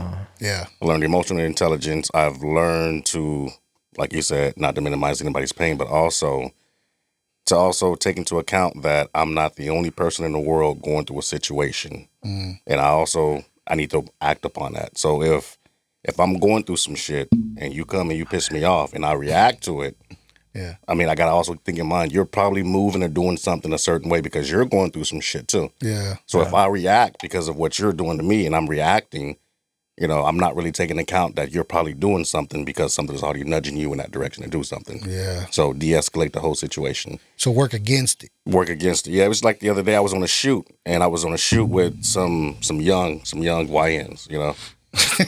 Yeah, so they're out there doing their thing, you know. Yeah. And dude came up to me, he was like, "Man, you soft." And I looked at him, I'm like, "What?" Wait, he said that for you? Yeah, he's like, "Man, you soft." You're like, "You know what? You're right. I am soft. I am absolutely soft." Because I'm gonna walk away from the situation because I know if I was to take it there, what kind of damage I can do. Yeah. Not just to myself, not just to him, but to my daughter, to the people on set, to my, you know, anybody involved within my life. Right. Because all it takes for me to reach in my bag, and then I can really show you the complete opposite. Yeah. But me reacting to you coming to me saying that I'm soft and I got to prove a point to you, I'm not going to do that. Just like I'm not going to prove to you my intelligence. Wow. Because the moment that you see me as less intelligent, I have the upper hand. You know, I have all the time to play in. We got to get this guy on the mic, man. We got to get this guy. Talk. Can we get some context behind why he would say that, though? That's a clip. For sure. Thank you. The reason why he said it is because the way I talk, the way I move around. So nobody has ever seen you move around. I haven't experienced that. Yeah. Even Big Court was like, "Nigga, you did some time before." Where he get that from? I think they look at shit differently. It's the, what is it called? ADHD. The ADHD, but it is also for me. I got to keep a certain demeanor. You know, because in order for me to keep my mind straight, because when I'm on set, if I'm a director, you're locked in. I got to be locked in. Yeah. I got 5-6 different crews. I got to keep my own. I got the camera crew. I got the talents. I got the PAs. But you're like that. But you're like that without. You're like that in general. I'm militant because of the military. Were you like that before? Military? No, I was a hothead. Yeah, absolutely not. No, they actually calmed me down a lot. I was let's just say I found myself in a lot of shit. Well, why were you a hothead? Growing up, I mean, I'm from Memphis, so you know, I got the whole. Did you feel like you understood things a little different, and you didn't know how to like hold it? How to channel it? Because I'm asking because when you started psychoevaluating yourself, I'm like, bro, I do that, and I've always known that I was conscious at a very young age. Yeah, my friends were doing dumbass shit that I was like, how are y'all doing that? Yeah, are y'all not thinking about what's gonna happen? And I used to think I was crazy because I'm like, why am I the only person that's paranoid? Yeah, but I wasn't. I was just I could see things that other people didn't think about. You know what I'm saying? Mm-hmm. And when I hear you talk, I'm like, this dude is probably always in his head. Like, you're always analyzing stuff. Always. Yeah, as when I was younger, I seen it, I understood it, but I wasn't afraid of it. Mm-hmm. You know, because I had nothing to really lose. Right. You know what I'm saying? I grew up in a household with 12 kids, 3 adults who were never there. You know what I'm saying? There was times to where I used to climb the walnut tree in the backyard for dinner. You know what I'm saying? Like it was like that kind of environment. Yeah. So growing up in that sense of poverty, I mean, you really ain't got nothing to lose. What are you going to lose? Right. Sugar bread? You know what I'm saying? Like you go to an area, you get 3 hots in the cot. I mean, it's going to be way better than what I'm living in now. So the consequences, they didn't hit me that way. Yeah. It didn't hit me that way until I ended up going to a thing called Black Student Unit. Mm. And I'm sitting in there and I'm looking around at all the people that's in there. Everybody, we all same color, same race, same area, same city. And I don't want to say it in a mean way, but they were all morons. You know, everybody gravitated towards me. Was like, hey, you're smart. You know how to do all these things. But not only that, you can see reactions before the actions hit. Yeah. You know, I can plan it out. Yeah. And then they is that based on patterns and experiences? Patterns, experience, and then a lot of it was just being exposed at a very young age. Yeah. So learning from others. Learning from others. And that's one of my biggest things is learning learning what happens when somebody else does it. Wow. So that way I don't. So you don't have to experience it in your own exactly. skin. It's the same thing we do with our children. Like I don't want my daughter to grow up and have to feel the same way I felt. You know what I'm saying? Growing up as far as like not having this, not having that, or whatever the case may be. So we want to bypass all of that. Yeah, I actually went through that process with him when he went through the ayahuasca stuff, and I was like, I'm interested, but I'm going to see his whole process before I decide to go through it. You know, and it wasn't just him doing it. It was also how it was going to affect him after. So in my mind, I'm like year 2 maybe. Till this day, I'm cool. You know what I'm saying? But it was something that I was learning just by watching him. You know, because he was supposed to go. I was actually, I was learning. He said, "Nah, you could go. I see how it turns out for you." Yeah, I was already studying like psychedelics before he was even interested in it. But he's just so much faster than I am. You know what I'm saying? And so as soon as he picks up something that he wants to do, he's there. And I'm analyzing the whole way there. You know what I'm saying? Yeah, man, that's wild. I didn't know you was from Memphis. I thought. Are you from KC? Are you a KC native? Yeah, born and raised. Okay, right on. Okay, so how'd you wind up over here? The full ride to KU. That's the only reason I came here. Well, I have family here as well, but that was the reason why I'm like, okay, yeah, let's go ahead and make that location. The main idea was for me just to change my environment, because I'm looking around and I'm looking at most of my friends, they're dead or in jail. Wow. 90% of them are dead. Right. So coming here, restarting, resetting. In my mind, I'm thinking Kansas is nothing but farmland, white girls. Ain't nothing really to do here, so I can't get in trouble. Like how long ago was this? Like when? I was 17. So you've been here most of your life now. Yeah, most of my life. So before then, I was always back and forth. But I was always in trouble. Yeah. So there was like a punishment deal. But Kansas City is way different from Memphis, and Lawrence is way different from both of them. Yeah. So my whole objective was like, if I go to Lawrence, I'm going to be out of trouble. Yeah. That was not true. That was not true. It was a whole different type of trouble. Yeah. It was a better trouble than what I was looking at. Yeah, you can't run away from trouble. Trouble's everywhere. It is. Yeah, but you can choose to avoid it, or you can choose to conquer it. Actually. Yeah. The conquering part is one of the things that like I've learned, in my journey is conquering myself. Yeah. You know what I'm saying? And like everyone has to go through that on their own, and I try to put it in the air to help my kid, especially my daughter, because I'm raising a daughter, but she's not by myself, but I'm not with her mom. Yeah. So there's an absence there that I fear because she's a girl. You know what I'm saying? And so like sometimes all I could do for her is try to get her in a conscious place where she can figure out how to conquer herself. You know what I'm saying? Because I feel like if I could help a woman the best for the man that she's with, that's going to be it. Is by helping her figure her emotion. You know what I'm saying? Yeah, I'm not gonna lie. I feel bad for the man my daughter does. I'm not gonna lie. That is so important to me, bro. But think about that. Like, what's the right and what's the wrong? Yeah. You know what I'm saying? And we can sit here and create a monster because we don't want that, or we're insecure of that. Mm-hmm. But we need to be men, and we need to do what's right, even if it's not something that we want to do. And that's the ultimate sacrifice, because that's what God's asking from us. You know what I'm saying? Mm. And sacrifice is a whole nother concept. That's a whole different. But the way that you're going around about it is, I think, is the best way to go, because I feel like that introducing the image of a man to your daughter is extremely important. Extreme sacrifice. Because without that blueprint, it's open field. Yeah, because that's all you can leave behind is who was my dad. Yeah. Wow. You know what I'm saying? Who was my dad? For sure. No. That's legacy, bro. That just connects to me so hard. Like two things you said connect to me. That whole, and I don't know if you meant this, but I think a lot of us focus on what we want our daughter to receive versus but also collaborating with what that man should receive in order to keep that man.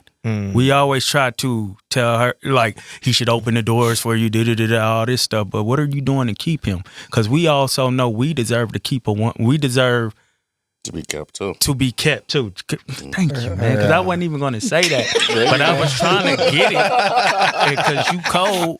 See, that's why. Thank you for asking for him to come too. Yes, but for sure. Also on that, dang, what'd you just say at the end of that? What are my daughters gonna think about me? And that was big in becoming the man that I not only am, but still striving to be, because I'm never complete, you know? Yeah. Right. Nipsey and Kobe Bryant's deaths played heavy on me. Yeah. No, fuck, bro. When Nipsey died, I was fucking. Mm-hmm. I was surprisingly affected. I was like, why the fuck am I this fucked up? You know what I mean? Mm-hmm. It was definitely different, bro. Because Nipsey was different. That's the thing, though. I paid attention to a lot of the after effect, like how people would say, man, and then these were things we didn't know. Like, Kobe did this for me, or Kobe talked to me like this, or he said this to me, Nipsey said this to me, da-da-da. I'm talking about these personal conversations that people were sharing, or these personal effects that the world didn't know about. And it made me start thinking like, all right, yeah, some people will say Damo had an effect on my life or whatever. He did this, did that, when they on the podium for 2 minutes, when they say don't talk longer than 2 minutes, and they sharing their stories about you. But it started affecting me when I started thinking about it in a way that, like, my daughters would be sitting in the front row, my wife would be sitting there, and they'd be hearing these stories like, what the fuck y'all talking about? Yeah. Because we don't get that from him. Yeah. We don't get that person that y'all talking about. And that started making me a not great husband or father, but a better husband or father, better brother or whatever. Because I don't want my family to be sitting up there like, damn, who this nigga they get? And you know what I mean? Yeah, so like that, when you spoke about that, about the type of person your daughter would hear about, that shit play hard on me, because that's a big thing for me. When I die, what did I leave? Not just money, but what was the effect I left on not only the people outside of my family, but my family. Right. And I'm still working on that. I'm still trying to be better at that. Right, because they're the ones that really see who you are. Mm-hmm. You know what I'm saying? Because you're their only reference. Right. Everybody else has, this clean-cut opinion of you, because they don't get to experience you fully, right? They don't get to see the shadow, right? The shadow is something not everybody really gets to see. But it's like, how do you, integrate? Because wherever you go, whether it is Memphis, Kansas City, or whatever you take yourself, there you'll be. You know what I'm saying? You can't avoid who you are. What happened? I hear you. I just making sure that ain't my phone. Is that my phone? Oh, no. That's mine. Oh, yeah. The voice just came out of nowhere. Oh, that's my glasses. Oh, that's my glasses. Okay. My bad. You said you can't avoid who you are, rather than Memphis can't. Right. You can't avoid who you are. You know what I'm saying? Wherever you go, there you'll be. So it's like that constant work. The kind of legacy impact you're gonna leave, it depends entirely on the work you're doing on yourself, I feel like. Yeah, and to what you're saying, like, my wife and my children probably, and my mother have seen the shit stains in my drawers. Yeah. Everybody else ain't seen them shit stains. They just seen you know what I'm saying? If I'm sagging a little bit, they see a clean little, Tommy Hilfiger or whatever I got on or whatever. Yeah. They ain't the ones got to wash them. Right. They don't see the shit stains or the little, when I didn't dangle my little pee enough and the drips in there. They don't have to see that. My wife and my children, my children might and they love you with it, with all of it, regardless. Right. You know what I'm saying? But they still know, like, hey, nigga, you got some cleaning to do. Yeah. You got to wipe your ass a little bit. Why your feet stink? Why your feet stink? Go wash yeah. And I don't want people to take that for the surface. Right. That is a metaphor on life, bro. You got to clean your shit and drizzle that PP a little better for people to, you know what I'm saying? Wow. Dab that little thing, you know what I mean? Yeah. So, I mean, because your wife probably get tired of dealing with that shit. When you go outside, you ain't letting them see this shit. Right. Damn, but she got to take the boatload of the shit. She got to clean the shit. But help her out a little bit. Right. Wipe your ass a little better. Self accountability, man. Yeah, wipe your ass a little better. And that's a word from God, because I ain't never said that before. I always ask God to speak to me. I don't know where that came from. That's a word from God. Bro, that's amazing though that you can recognize that, you know, because I feel like that voice shows up a lot in what you guys are doing. You know, I appreciate that for, you know, like when you asked me to close the episode with the prayer, bro. I mean, honestly, I'm like, that's it right there. I feel like you guys have the impact that you do because you incorporate God into what you're doing. Yeah. Like you're bringing him to the platform too, and you still are who you are. I mean, you still show your humanness. I mean, yeah, you still street and everything, but doesn't mean you can't be street and still incorporate life, God into your life. Bro, it's very important for me to not try to be fake on the thing. So you're gonna hear a cuss word coming out of my mouth, but I'm of God. You know what I mean? My guys, my curse words don't have, I don't even like to call them that, but I'm going to say that because that's what everybody understands. Curse words don't have malicious intent behind them. Yeah. I'm not sitting up calling nobody a bitch or a pussy or nothing like that. I'm cussing with so you can feel what I'm saying, and it's not on purpose. It's just coming out that way. So I don't feel like God is, and I could be wrong, but I don't feel like, but we wrong about a lot with God. So I don't feel like God is like, oh no, he said he having motherfucking fun. Get him out of here. You know what I'm saying? I call God my dude. Like, that's my boy. You know what I'm saying? Like, and you have to bring that type of message down a little bit for people to understand. And God understands that you're human, bro. Or that's why a lot, and I'm trying not to veer off, I'm sorry. But that's why a lot of people run away from the church and from the Bible or whatever, or from the word. I don't know what's true. But a lot of people run away from that stuff because y'all make it so up here. Like you're not clean enough to come to. Yeah. And you're not supposed to be clean. You're supposed to be dirty. Right. You know what I'm saying? I didn't give me something to clean or else I don't need you to be here. You know what I'm saying? Like God ain't none of you niggas clean, cuz. Like, what are you talking about? Right. Like we all dirty, and I embrace my dirt, you know? Right. I don't always like it, but I embrace it. You know? I know the feeling though. I do. Yeah, there's I can't remember the comedian who said he was talking about, I think God works in the same way, but he was talking about marriage, and he was saying how marriage was surgical. He said because when you come in, you're sick. He's like, you come in sick, and if this is what you want, there's going to be a lot of surgery involved to fix yourself, to make it with this person. You know what I'm saying? And I feel like, and God is the same way. When you start having that relationship with God, it becomes surgical because you got to remove some stuff off of you. You got to remove some habits off of you. You know what I'm saying? You got to, like, shit, in my case, I got to take criticism and fix that shit. You know what I'm saying? You know what? You know what's crazy, man? What's crazy is that, I've been able to do that, clean a lot of shit out, and one of the things that I struggle the most, and full disclosure, man, is lust, right? I think a lot of men do, right? Yes. But, last night I had a dream because I've been praying on this, and I had a dream where I was looking up in the sky, and there was the stars that made up like a face, and it was Jesus's face. Okay. But there was this voice kind of talking to me and telling me pray. But this is the prayer you need to say, and it's remove from my eyes all the images that are corrupt in my mind. And I thought, wow, what the hell? Like, and so I'm like in my dream, I'm praying, and then it said, and pray to protect any other images that go through your eyes from this point forward. And I thought, But can you say that part again? Yeah, that protect my eyes from any images from this point forward. Mm-hmm. So cleaning anything that already has gone through, like, because the eyes are, the window of the soul, right? Mm-hmm. Like, that's how you, like, it made me think, because I'm like, that's how you letting things in, bro.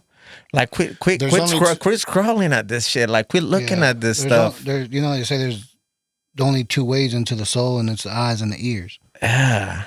That's well, that also what you're eating, putting into your body. So I mean, all your senses just about. But that made me think. Where I'm like, man, I started praying that I'm like that. I'm gonna stay on that prayer because I saw it in my dream for a reason. But talking about God's voice, when you're in the walk and you're going through this process of purification, there is something else.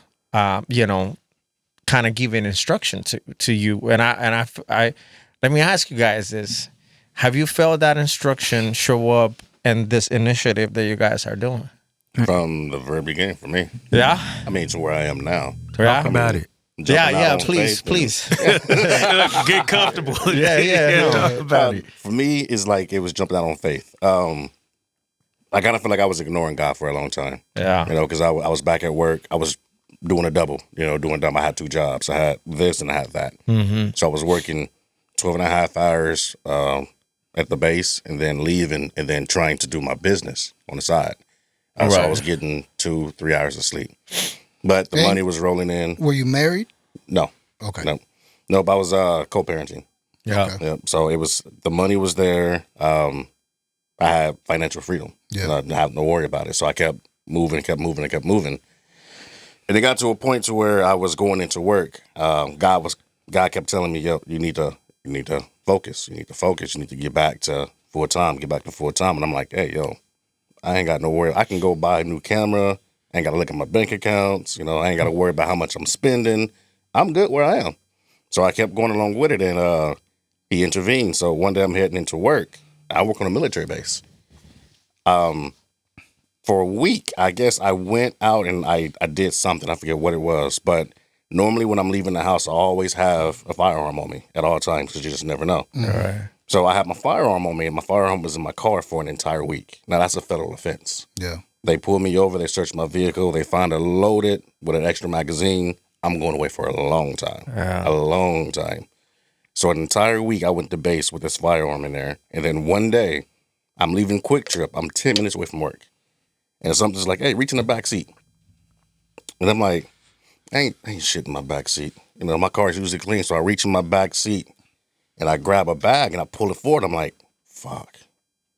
It was loaded. Everything's there. It was a Glock 45. Yeah. 2 extra magazines, 32 rounds. And I'm thinking to myself, I'm like, this has been in this car for an entire week. And I have not been searched for a whole week. So I'm like, okay, I'm going to put this in my bag. I'm going to put it in my actual work bag, tuck it under the bottom, throw a whole bunch of stuff on it, make it through checkpoint. I'll be fine. And then something in the back of my mind was like, you need to go home. Mm-hmm. But if I go home, I'm like, okay, if I go home, this is one of those critical days where the general's going to be there. I can get fired for this. Mm-hmm. So I'm like, I'm going to do this. So I started driving to work, and then deep down inside, something was like, take your ass home. So I turn around, go home, put my gun up, go into work late. Get criticized for it, and I talk about it, and I'm like, I found my gun in my car, I was gonna take it to work, put it in my bag. I'm talking to other people, like other people that work with me, and they told me that the general was here, so they was actually doing bag checks. Mm. Oh. So that means if I would have got pulled over, which I would have got pulled over, they would have checked that bag, and I probably would be facing 15 in federal penitentiary. Mm. Wow. So I'm like, okay, so God is really talking to me, so now I gotta stop and listen. So I'm thinking to myself, and God is like you were saying before, you need to leave this job. Wow. You need to leave this job. And I'm thinking, I'm not financially ready. I like to have money saved over just in case for the slow season. Because in the wintertime, I can't shoot a lot. All right. So I'm like, okay, I put my 2 weeks notice in, I left. And then the next day, I got a gig to shoot a movie for, I think the actual budget was like $20,000. Mm. And I'm like, okay, so I left and God rewarded me for that job. And I'm like, okay. So you were like, this is my cue right here. This is my cue right here. So jumping out on that faith, it wasn't more into the idea of like, okay, I want to do it. Right. It was God telling me, I've been pushing you. It's been a whole year, dude. Yeah. What are you doing? Yeah. And if you don't listen to me, like Damo said, I keep giving you these signs. The next sign, you're not going to be free. And that was my last sign. Because if I would have went into work that day, I would be serving 15 years in federal penitentiary for having a fire alarm on U.S. base. Dang. That's wild, man. That's y'all wild. cold. Y'all getting that stuff out of him. That's a good story, man. That's a good story. Yeah. What about in your case? How has that voice like led you through all of this process of building, Indelible Arts Network? I think I believe the whole process with the platform made me a better person outside of the platform. Where God was speaking to me, like as y'all heard, I was an introvert, didn't really say much. I was at my job for I'm just throwing a number out there because I've been there for 21 years, but I'm gonna say I was there for 16 years, and my brother came in within 1 year and knew way more people than me and spoke to way more people than me. It was so bad to the point where people would ask, not that I'm an asshole or nothing, but I just, you know what I mean? Yeah. But they would come up to him and ask him to ask me stuff. And then when I be like, man, just tell him come holler at me or whatever. Then I holler at him. We have a cool conversation or whatever it may be. They may just, drop some stuff on me. They scared to speak to me after that still. You know what I'm saying? Because the way I guess I was carrying myself, and it wasn't like I was trying to be an asshole. I'm just an introvert, or I'm not with approaching people because fear of rejection. That's how I am. Rejection or whatever. That's why I need Dennis, because Dennis is the one that goes out there and speaks. See? And it made me better in a way that, I try to make myself, even though, like I said, I wasn't trying to be an asshole by the way I look or move or whatever, I try to make myself. Now, y'all want to talk about changing your voice up, not really change your voice. Like I said, I don't know if that was on the pre-taping or this taping or whatever, what I said, change your voice and you be on the phone with so-called professional people. Hey, this is Dominique. Now, for this type of shit, when people are coming to me at work or wherever I am environment, I die to myself a little bit. You know what I'm saying? Just to make myself more inviting. And I want them to understand, you can come to me and talk to me or whatever. And and sometimes I embrace that whole, don't fuck with me type shit. You know what I mean? Don't come talk to me. Sometimes I did embrace that, and I felt like God didn't want me to be like that, because I would often, even when it comes to the music, people would tell me how dope I was. And then I got to a point where I did actually believe it, because I would hear myself and be like, oh, I'm pretty good or whatever. You was feeling that shit. And I had, because I think I had a few execs or big producers reach out to me from other states and be like, man, this is you all right. You know what I mean? So I would ask God, okay, all these people saying this, all these people saying this, you know what I mean? Why am I still here? Why ain't nothing being produced in my life or whatever that I didn't see? And then you translate that over to the job or whatever. We go back to the platform we're doing now. Why aren't we popping like we want to be popping or whatever? Well, I gave you 10 people to shepherd over, and you did nothing. Why would I give you 10 million? If You're not gonna know what to do with that. If I can't trust you with the little things, how are you gonna manage the big things? Yeah. So I felt like I wasn't doing the stuff I was supposed to do in the, I don't want to call it small places, but I'll just say small places, like where I am, like in life or whatever, at work or at home or whatever. If you can't do that there, why would I take you to a bigger place and you mismanage that? That's where that's where the platform started growing me, because you okay, I see you talk like this on your platform. I have these people doing this kind of stuff on your platform, open it up, but look, nigga, when I come up to you in the job, it don't seem like that. Are you fake? Yeah. Is this real? And not that me actually doing it now is fake. it's just me accessing a better part of me, like God growing me. You know what I'm saying? Putting yourself out a little more too. I mean, you're releasing some of the things that you were holding. I had that with my homie one day. My homie George, rest in peace. He's actually one of the reasons why this whole thing started.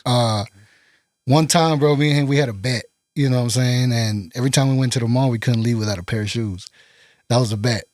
Really? Yeah, it was the worst bet ever, bro. Bring it back around to us. It was the worst bet ever. I spent a lot of money on some dumbass shoes. And one day, he was going to lose the bet because they didn't have anything that he already hadn't. You know how shoes come out seasonal? Yeah. We was updated. You know, had everything you needed. Had everything, you know what I mean? So we went up there, and there was a pair of shoes that he kept looking, but he couldn't get them because they had blue on them. He's a blood. Yeah, and I was like, "You're not gonna get him, bro?"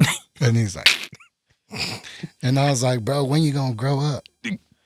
And he sat there and he looked at the shoe. There's the message. And he was like, "Bet." Because he really wanted it, didn't he? He didn't want to lose the bet.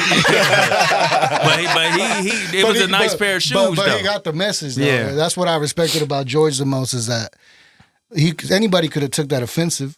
You know what I'm saying? But bro decided to look at that like, you know, this is really holding me back.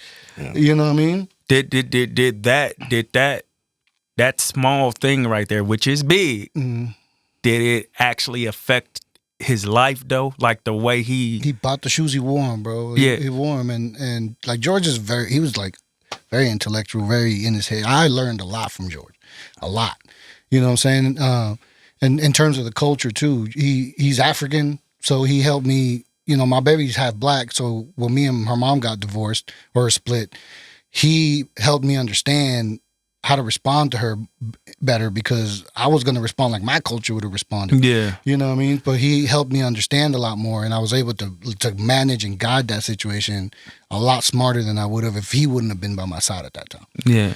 You know what I mean? So little stuff like that, like little things like that, I make life lessons for me.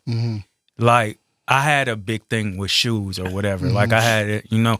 But there was this Martin episode that I seen when I was a kid, where he had gave this kid his brand new pair of Jordan 12s because he was homeless or whatever. Brand new. He, you know, Martin didn't play about his Jordans. I don't know if y'all know what Martin's sitcom is, but he seen that kid was in need and he took those shoes off and gave it to him. And I always said my whole life, like, man, when I get a little money or when I get in a place enough where I have a lot of pair of shoes or whatever, I'm going to do that for somebody. So it was 1 year where this was probably like 6 years ago, 4 years, somewhere in between. I don't be knowing numbers. But I said, man, I want to give away some shoes for Christmas or whatever. So I had some brand new Jordans and some brand new LeBrons or something. Yeah, they was LeBron. I said, I'm going to give these away or whatever. And there you go again, whatever.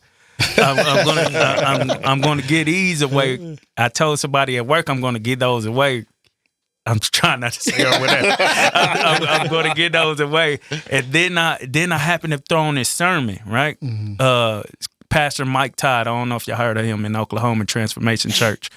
He was talking. He was speaking about. I don't remember what the message was, but then he took off his pair of shoes, some off-whites, and was like, "You know what? I'm gonna get these to somebody." He's like a fashion. Is that called a fashionista? Supervisor? Is that like a fashionista? Yeah, he's like big into fashion or whatever, and it's hard for him, you caught it. And it's hard for him to get rid of. It's hard for him to get rid of his shoes and stuff. Like just like me, I'd rather buy you your own pair than give you some that were already mine, because I'm attached to these. Yeah. For some reason, I'm attached to these. So I told. Sorry, keep going. Sorry. I told my wife when I got home. I said, "Dang, that message was strong. I'm gonna give away all my shoes." Wow. He just had one. He gave away one, but I felt like God was telling me, give all your shoes away. Yeah. And I loved all my shoes. My wife had bought me some that I just loved forever, but all my shoes were in great condition. Yeah. You know what I mean? And that don't make it better because you say you're mean. It's still whatever. But so I get home. I'm like, I told my wife, listen, all these shoes, give them away. Like to put them on Facebook. Ask anybody if they need some shoes or just want some shoes or whatever. Just give them away. But please let them be gone by the time I wake up. Because I stacked them all in front of, like, by the living room door. I wanted my shoes. Right. But I felt like God was pushing me to give them away. I gave everything away except for my Chucks. So I'm like, nobody want these or whatever. Nobody want these Chucks. And then I had this other pair of shoes that my wife bought me. They were very... they had sentimental value to me, some Air Maxes. She bought me those. I love these. Yeah. Everybody who sees these be like, those are very nice shoes, but I didn't love them for that reason. I love them because she bought me these. When somebody buys me something, I just love them. You know what I mean? And she, I said, give every pair away except for those. I go upstairs, I lay down, and I felt God saying, no, you give those away too. And I told her, so here, God told me I got to get these away too. But please let her be. She said, man, she put all them shoes on there and them things was gone in like 3 minutes. And she didn't feel some type of way about those? No, she didn't feel no type of way. Understood? She understood. And she's a godly woman too, right? And one of her friends had contacted her. I said, I don't care if you give them to multiple people or just one person. Just one of her make them gone. Yeah, one of her people said, I don't want this to sound like a dictatorship or anything. I don't just tell my wife what to do. I asked her to give them to, and she and her one of her people had hit her, or followers or whatever, and was like, hey, I have a child in my family, and I was just talking to them about why do you go to school with those shoes like that or whatever, or wear your shoes? Well, my family can't afford them, da-da-da.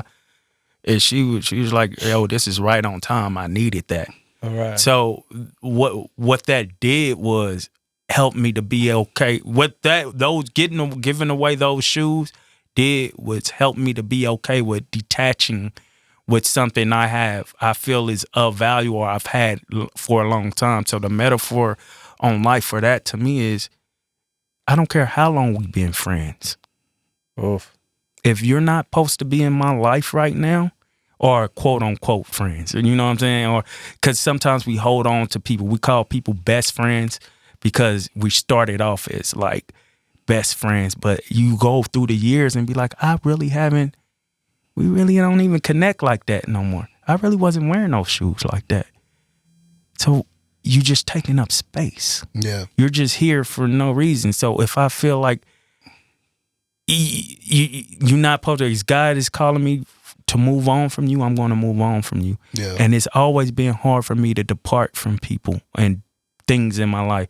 So those shoes helped me to be able to get rid of those shoes that I love so much, helped me be able to get rid of people that I felt like, not get rid of, but just move away from, because I'm not the type of be like, I'm done with you for life. I'm done with that version of you. You learn how to let go.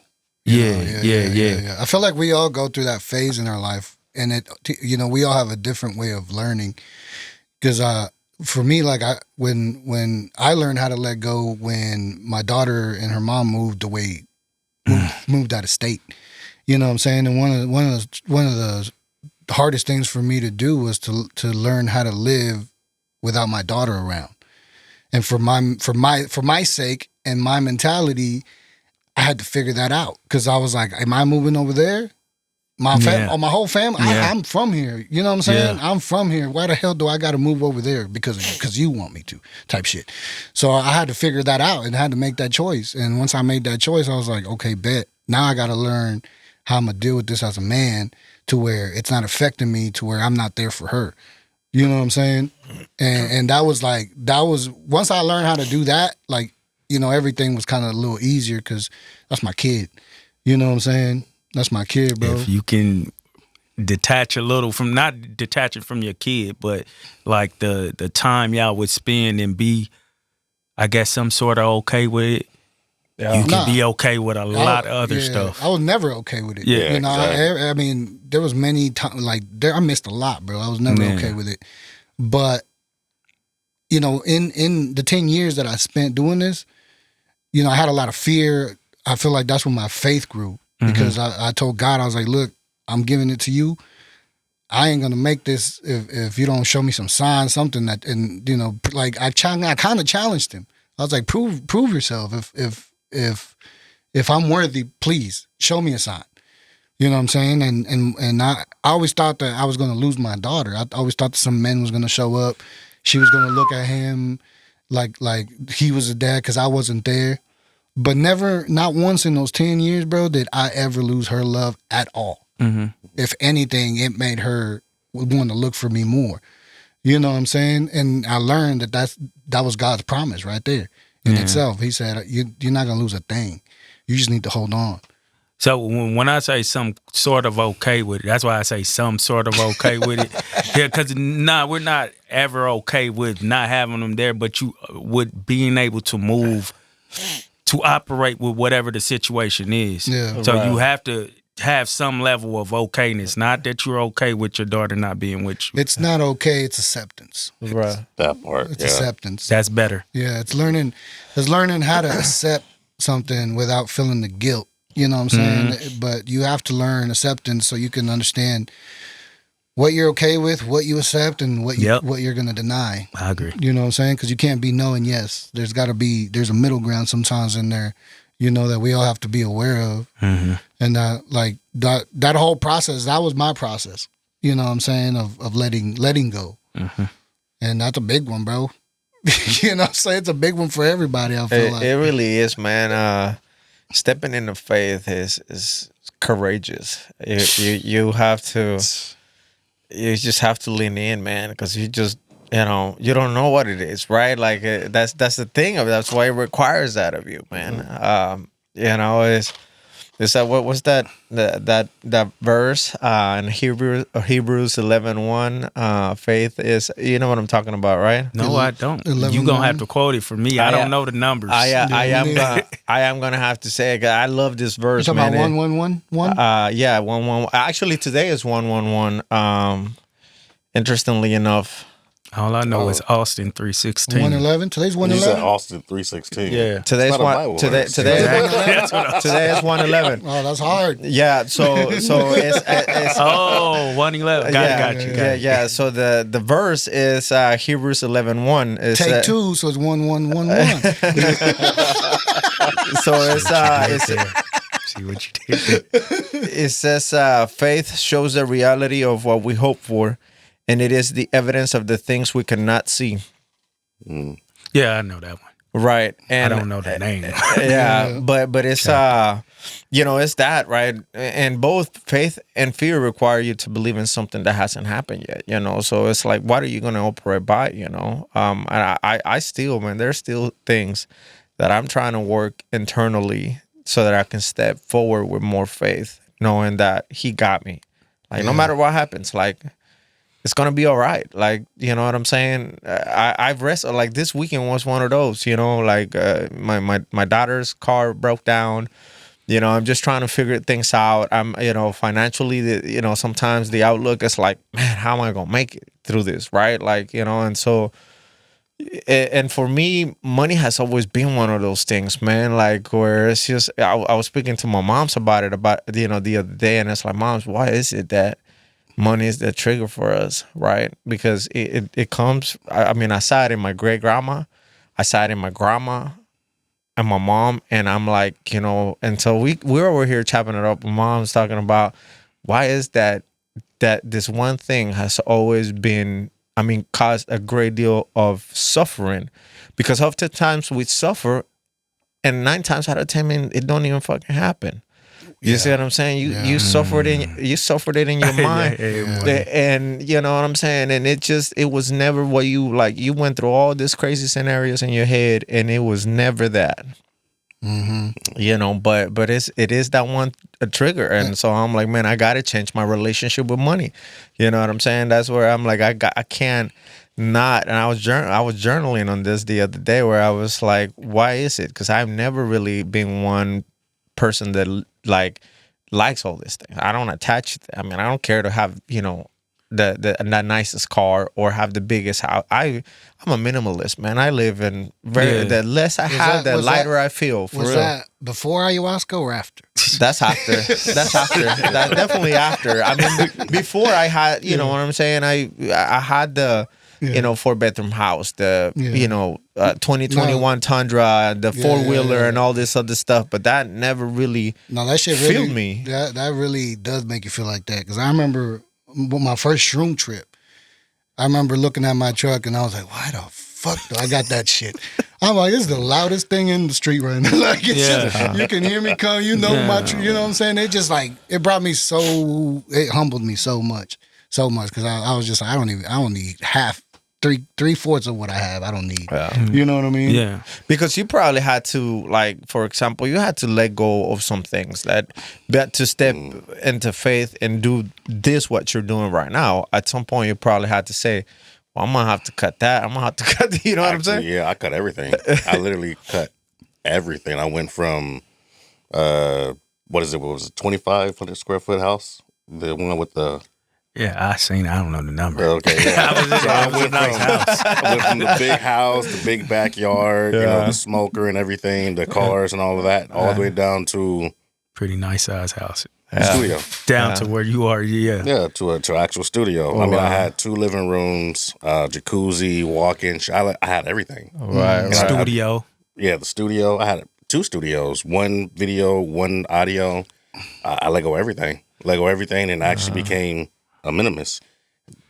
Just have what I need to make sure I can get the job done, and then be okay with that. Right. How did that feel? Like shedding all that off? It was tough. Was it? Tough. It was a large period of time where it was just depression. Really? Because I felt less than I felt like that my materials made me the person that I was. I needed that to be the person. Right. I got something to add to that because I went through a similar situation, but not because I chose, you know what I'm saying?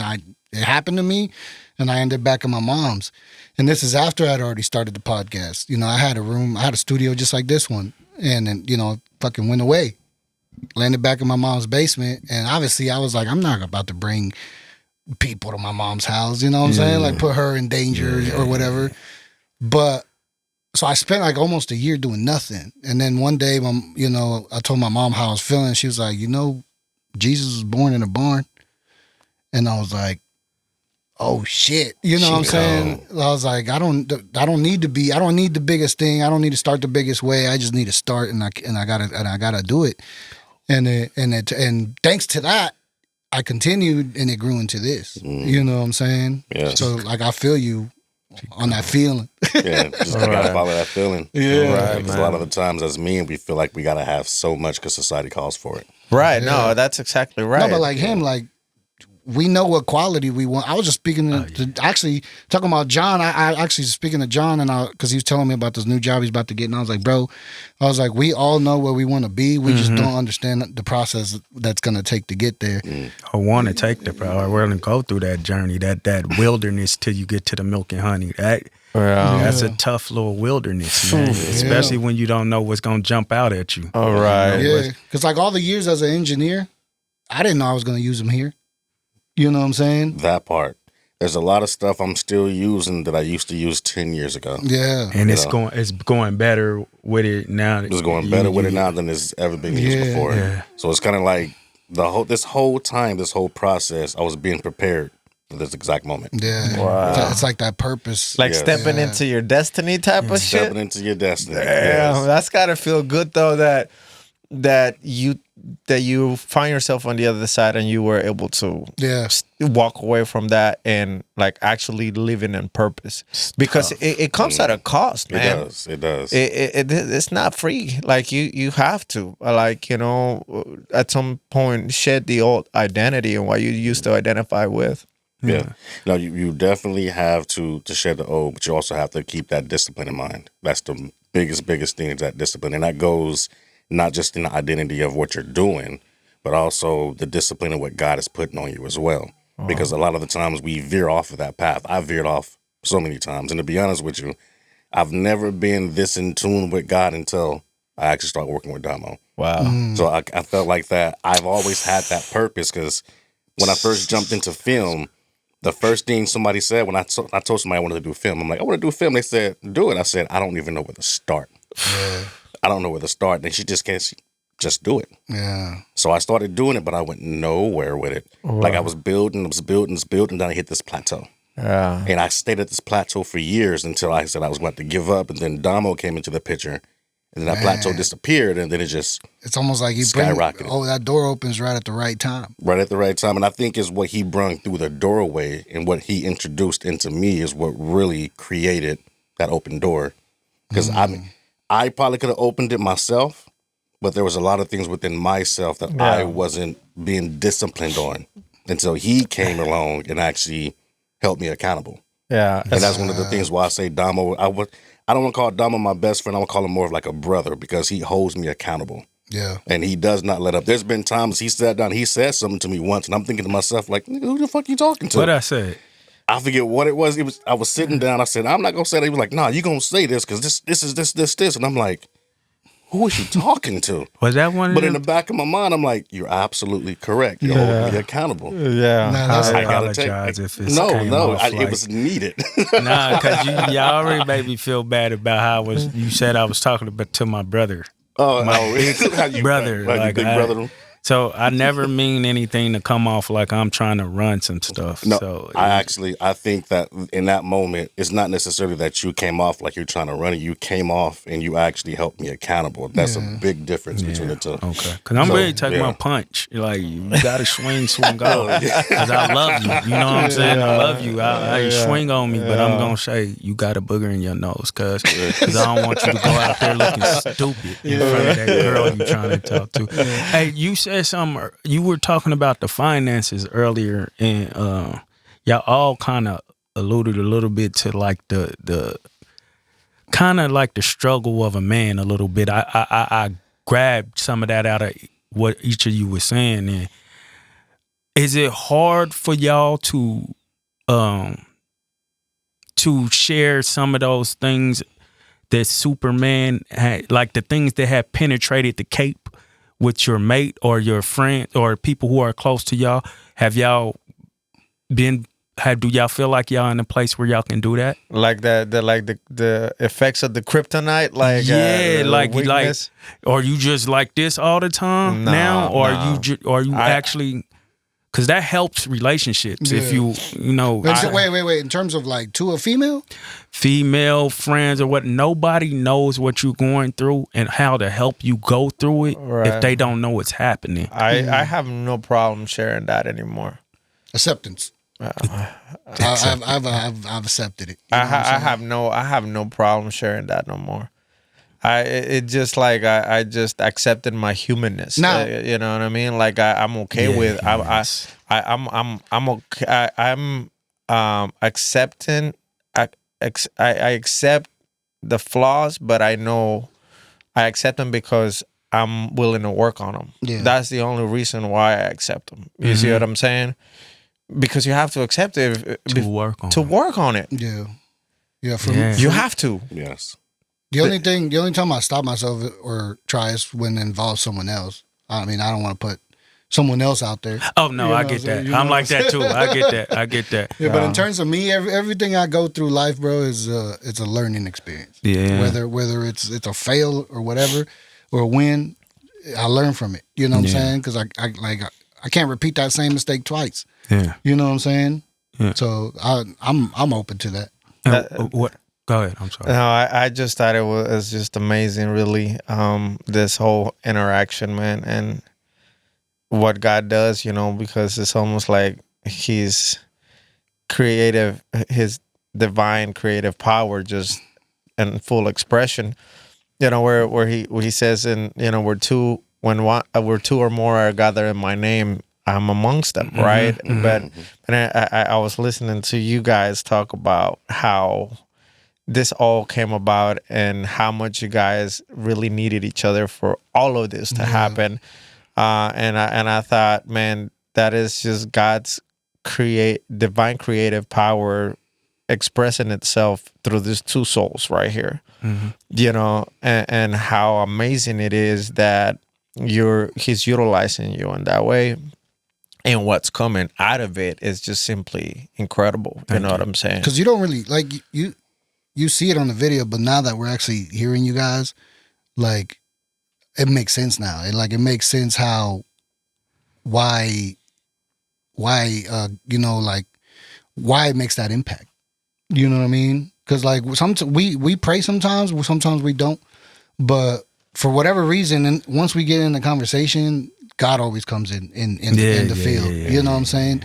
He always comes in the field. And I was just talking to his brother, you know what I'm saying? Because he's in prison, wants to come out, but I was telling him, I'm like, bro, if you want to be a part of this, you gotta understand sacrifice, bro, because we're a sacrificing project right now. You know what I'm saying? That's tough. Because I was like, I learned a long time ago that this shit's not about me. You know, but with Rosie's platform, when Rosie came in and talked about, you know, her son that committed suicide, bro, when she was walking through the door, like I could feel the responsibility I had, and I was like, I need to make this woman comfortable. Like my mission is to give her this space so she don't got to go tell everybody what happened with her son. This is that space. You know what I'm saying? And more so than the episode itself, the process taught me a lot. You know what I mean? Especially clipping her, making sure everything's respectful and you know what I'm saying, presented well. Like I learned ultimate sacrifice there because like I learned that I'm just the guy that's transferring over the information. Yeah. You know what I mean? The messenger. I built this. Don't mean that I'm going to be like, hey, this is all me. Yeah. It's probably because y'all asked God to go before the content. Yeah. And that's when it comes to men, for me, when I see men who lack sacrifice, I can't take those people serious. You know what I'm saying? I just can't because I'm like, I can't hang with you, bro. Yeah. If you're not willing to take an L, I can't. So, you know what I'm saying? Is there any responsibility to you? I'm just asking into as showing it because some people don't know how to do that. It depends on their intellect, like their patterns and things I've learned about them up to that point. Yes, if I see potential, I'll take the initiative. Gotcha. You know what I'm saying? But if I can't see it, if I've told you multiple times, I'm not gonna sit around, bro. I'm gonna move. Yeah. You know Understood. what I mean? Yeah. Understood. Yeah. Some people don't want to hear the truth. They may not be ready. You know, everybody goes through their process at a different, you know, rate and whatnot. And I'm like, I don't take responsibility for nobody. I just take responsibility for myself because ultimately that's all I got. You know what I'm saying? Is to be responsible for me so I could show up in a better way. Yeah.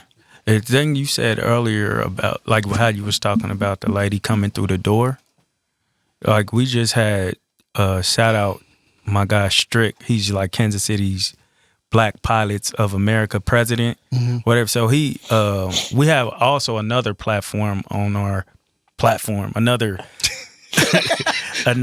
show on our platform called Behind the Armor. Shout out to Terrell Way. He's the creator of the Kansas City People Choice Awards. He has a so-called Behind the Armor where men come to talk or whoever he puts together come to talk in a group setting. Yeah, is that the round table setting you guys got? Yeah, so I've seen that. A lot of people think that's still indelibly marked. No, that's another show called Behind the Armor. Yeah. And he had a guy named Strick on there. And before he uses me as the second mic to be on the episode. And before I was kind of talking to the guy Strick, and he made mention of his son passing away. And I was like, oh, that's something we could talk about. He was like, nah, I ain't going. Yeah. Nah, I ain't ready for that. Yeah. Well, he just came on our show a couple days ago, some days ago or whatever. And by the end of the show, he was like, hey, bro, shout out to you because I didn't want to talk about that. That ain't something I'm really comfortable with talking about, but you made it real easy for me to let that loose. So when you talk about that responsibility, that is a heavy responsibility, but also it's just God because for sure. I don't know if y'all go through this, but you've had to go through this one time or another. Somebody come up to you from years ago or something and they be like, man, I remember what you said to me. Huh. Da da da da da. Oh, yeah, they do that to me all the time, and I be like, I said that. Wow. I said that was God because I don't even. Earlier when I said something, you was like, "What was that thing you said?" I was like, See, even in my music, when I say certain, when I've said, because I don't do it no more. When I've said certain things, and after I'm done, yeah, I went through that, but the way I put that, I'd be like, nah, that's you. Right. That's you, God. Because I find when some people hear some of those lyrics, they be like, bro, I felt that right here. Yeah. Look at my arm. Look at my arm. Yeah. I'll be like, what am I looking at? You don't see those bumps, chills. And I'll be like, and I had like 3 people do that to me on like one verse. And I'm like, oh, okay. Yeah. That's God coming through there. Because you was transferring the message on the verse. Yeah. And it ain't necessarily like me speaking from the Bible or anything. It's just like real life. Yeah. Real life without intent behind it. Mm-hmm. Yeah.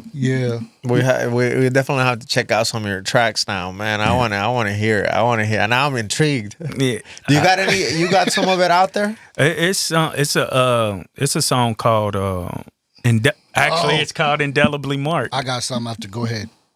It's called Indelibly Marked. My boy, it's my boy Nick that I was talking about right in the nick of time. He called the song Indelibly Marked just because of what we was rapping about. Right. I didn't ask him to call it that. He just sent it back to me, and I was like, "Is it out there on YouTube?" Yeah, it's on not Instagram. YouTube. Apple Music, Spotify, YouTube, all them music platforms and stuff. I'm gonna check it out. I'm gonna check it out. Indelibly Marked. So now we're speaking about music. I had a question about the music, like in terms of, like now that I'm older, I find myself not listening to what I used to listen to anymore, or even what's happening right now. You know what I'm saying? Because like I feel like it makes me, like when I play beats, sometimes we be doing karaoke here. I'll play old school hip hop beats and then I'll play trap. Mm-hmm. And I even noticed it in the kids. They for whatever reason, like trap music makes them say stuff. You know what I'm saying? And like I've completely separated myself from music for my consciousness. Okay. You know what I'm saying? How do y'all feel about that? You want to know if I still listen to certain things? Yeah. So my flesh, part of my flesh is still ignorant. Mm-hmm. So I still pull out some ignorant music. I'm just not led by it. You know what I'm saying? I'm hyped, but I'm to the point where that can't lead me. I can't throw on 50 Cent right now and be like, man. Which, you know what I'm saying? Like, give me, or I'll whoop your head, boy, and get in that mode. You're not going to. Now, in the car, I'm hyped, but, like, that would hype me up to, like, hey, let's go. You know what I mean? You know what I mean? Yeah. Did that hype, or Nuck If You Buck type stuff. You know what I'm saying? But now I listen to it because I just want to embrace the ignorance in me that's not going to come out. Right, you know what I'm saying? So I still I'm still entertained by ignorant content. I'm just not going to produce the ignorant content. So I don't want to come off as if I'm holier than thou or whatever. I'm entertained by all of it. Some of it I do be like, why'd you put this out here? But I'm still going to click on it. But even to go back to the lusting thing, was it you that said it? Lusting thing, even my Instagram, like now I'm at a point where I'm like, why you gotta be showing your ass? Even though it's a nice ass, I'm man enough to admit it's a nice ass, and my flesh is like, yay. But my where I'm at now spiritually and just mentally, I'm like, you ain't gotta do that or whatever. Like it's nice. The man part of me likes it, but I don't like it, you know? So now when I go to my search and all I see is that it's fucking irritating. Like I'm just trying to search up bagels and all I see is buns. You know what I'm saying? That's all I see right there. So like, and I'm drawing that back to what you were asking or whatever. Like, I'm still connected. I still listen to it. I still take it in, but I don't take it with me. If that's what I'm saying. So I don't want to act holier than now. Yeah. No, I got a eclectic ear, to be honest. I'm all over the place. I'll listen to Deftones. I'll listen to System of a Down. I'll veer over. I'll J. Cole. Kendrick Lamar. I'll even go over into like some Lecrae. You know what I mean? So I listen to literally everything. But when it comes to this new trap music, I feel like, and this is no shot at anybody, there's really no art there. You know what I mean? Now, there is some music that's like storytelling. You know what I'm saying? Some of it does tell a story, but that's a story that I'm not really living in. Right. So I'll probably listen to it like, okay, yeah, no, he's dope at telling a story, but just can't relate to it. I can't relate to it. At all? Like, your past can't relate to it? My past might be able to relate to it, but my past is my past. It's not who I am now. That's kind of how I feel like. I feel that too. You know what I'm saying? Because I'm like, now I'm just like, I don't live that life no more. I don't want to live that life no more. I don't want to be around that life no more. You know what I'm saying? Yeah. So that's the reason I feel like that. I mean, my ear has grown now. Like stuff I used to didn't listen to, like this whole certain gospel songs or whatever. And I don't like the stomp. And it's cool, but I like the stuff that connects to the heart, and I could tell you've been through something. That's the stuff I can listen to, and even Caribbean music and like certain jazz tones and country, and I can listen to that stuff now versus when I was younger. Yeah. So my ear has grown, but I'm still childish. Yeah, right. And you know what I'm saying? Right. The childish y'all don't get to see me produce the childishness. Now, if we go hang out or something like that, y'all might see me out there. But I won't like give that to the world. I want to say we did a 16-hour drive to Atlanta. And I had him listening to literally everything under the sun. Yeah. Everything under the sun. It was from country to rock to techno, believe it or not. I feel like that's how I am, because shit, I got everything on the playlist. It goes everywhere. And then she plays some shit, and we in there, bro. Hey, and when you desperate, look, a Snicker look like a steak. And then what I mean is, like, when you in a car ride and you trying to stay up, anything is gonna keep you up. You try to connect to, but I actually did like the music. But I'm saying, like, some of that stuff is me being desperate. Like, you know what I'm saying? Yeah. You know. Darren, do you have any of your music out there? It is, but I'm not going to tell you where it is. Oh, man. I was hoping you did. I want to check it out. No, it's over a decade old. I showed you, didn't I? Yeah, we were listening to it on the way to Atlanta. Yeah, I know. That was a mistake. It's dude. Yeah, I got a Less Than 5 track out there that's just me, too. Like, people seem to like it. It's called Less Than 5, and it was... Less Than 5? Yeah, and I made that when making this platform. Oh, okay. Because, like, it is based off, like, putting certain things out there, and, like, since you ain't got a name...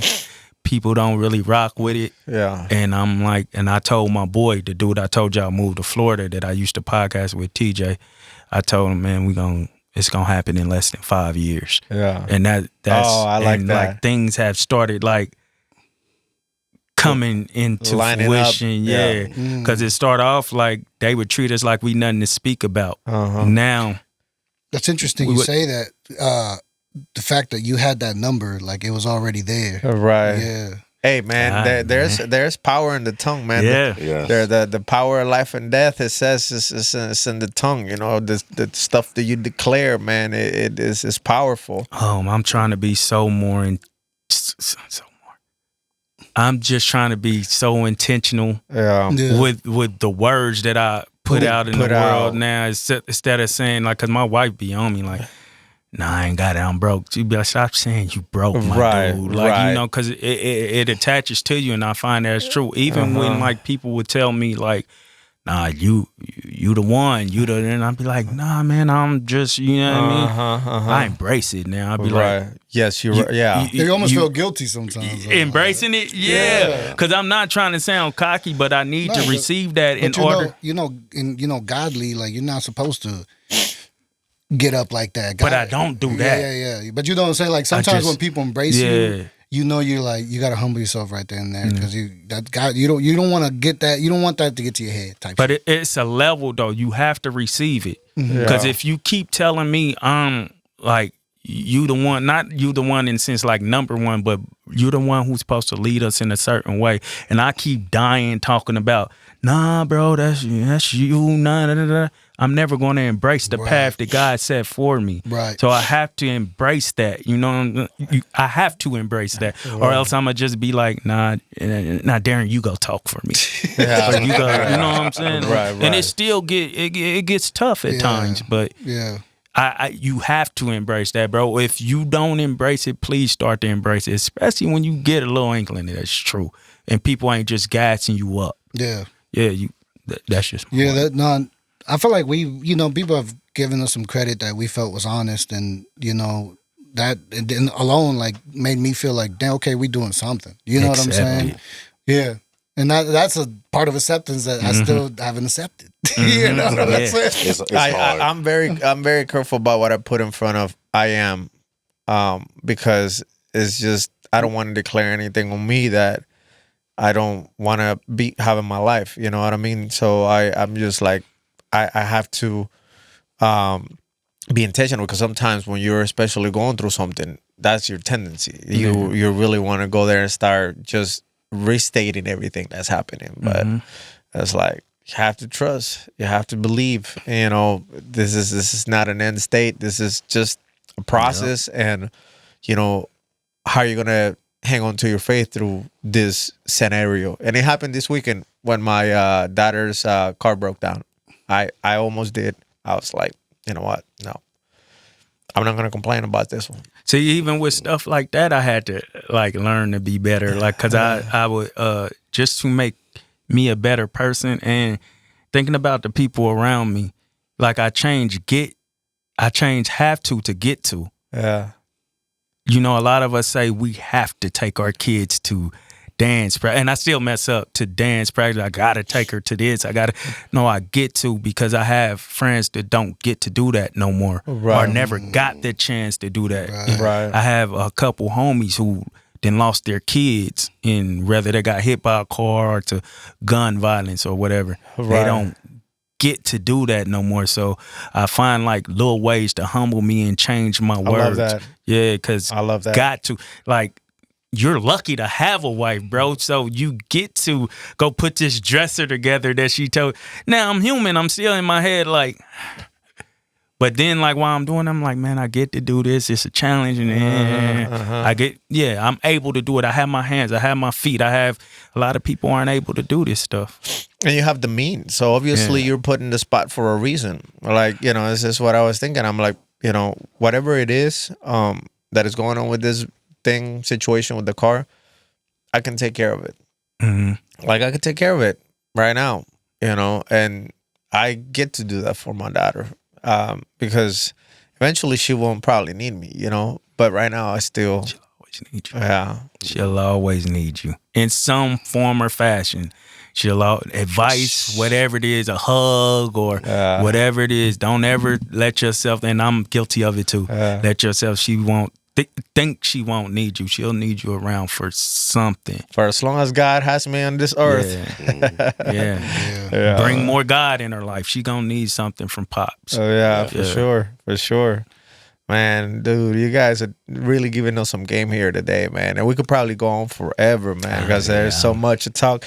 I know Darren, man, we're gonna have to tap into him more, man, because he's got some more knowledge out of him than anybody has ever. We have, yes. Yeah, I'm so glad, man. I'm so glad. That's good for us. You know what I'm saying? Because I like that you're able to express. Because you are very quiet, man. Yeah, I'm very observant. Yeah, that's definitely me. Yeah, I noticed that right away when we walked in. You said like 2-3 words. You were quiet too when Helen came in. We walked in. There was probably like 20 words said, and then boom, we were in the interview. But sometimes it's so weird because I'm trying to get better at being more inviting and more. It's not like you weren't uninviting. Okay, but it's just like it was the first time we ever met each other. You know what I'm saying? So how did you guys meet? It was through Rick. I think I reached out to you guys. Right, but how you met them? Gabriel. Oh, Gabriel. Okay. Because I seen your episode on. I think I reached out to y'all and gave you props, and then I asked you about Helen. I said I got someone, and then we got Helen on, and then through Helen you got Dennis on. Yeah. I just thought, because I know I was trying to get you on at one point. Who, me? Yeah. I was trying. You want to find a message? I tried. I just spoke to Dennis because he called me. He's like, bro, I got a good one. And I was like, who you got? He's like, I got Indelible Arts. And I was like, man, I already reached out to him. I asked you too.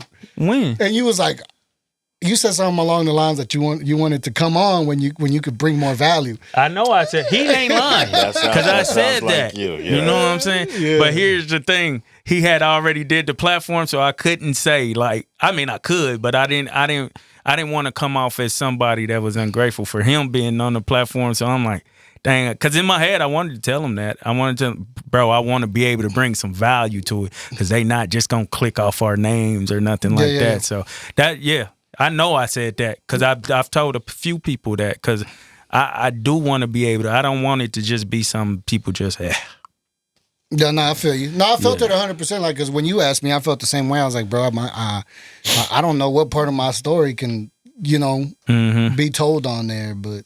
Till this day. I mean, judging off what we talked about today, there's a lot. Yeah, it's a lot. And little stuff he said off camera, but it's cool. Yeah. It ain't for me to expose. It's for him to talk about it once he come on the show, because he going to do it. For sure. And because if my whole thought process was, man, once we reach the Breakfast Club and all of that, we got something to bring back to our inner city platforms. But when you get there, this interview's still there. Yeah, I feel like that today is like one of those marks that really show us that we do have something to offer, even though we don't have that plateau to go off of. Yeah. It's just this interaction by itself. This is a very warm, welcoming environment. And then the content, what we talked about it's golden. If y'all would have been at the Breakfast Club, then came back, we would have been nervous as fuck. Now you get this. I mean, here's another who brings balance to it too is y'all got a dope platform in yourselves though. Like I already told you, like y'all know how to carry a conversation. One, and those y'all care, like the thumbnails, how y'all light it up. We could see this stuff. Like we could tell y'all care about the content too. Mm-hmm. So, and especially after having this conversation though. Mm-hmm. But that was another reason why I'm like, I want to do it, but I want to bring something to it too. Yeah. I feel you, bro. Well, we'll see if something comes. But it's supposed to. I feel like the conversation wasn't like it's dope, bro. I feel like this is one of my favorite ones. I like that y'all talk too, though. Like y'all. Yes. I'm not saying y'all don't never talk. I'm saying like y'all actually engaged with.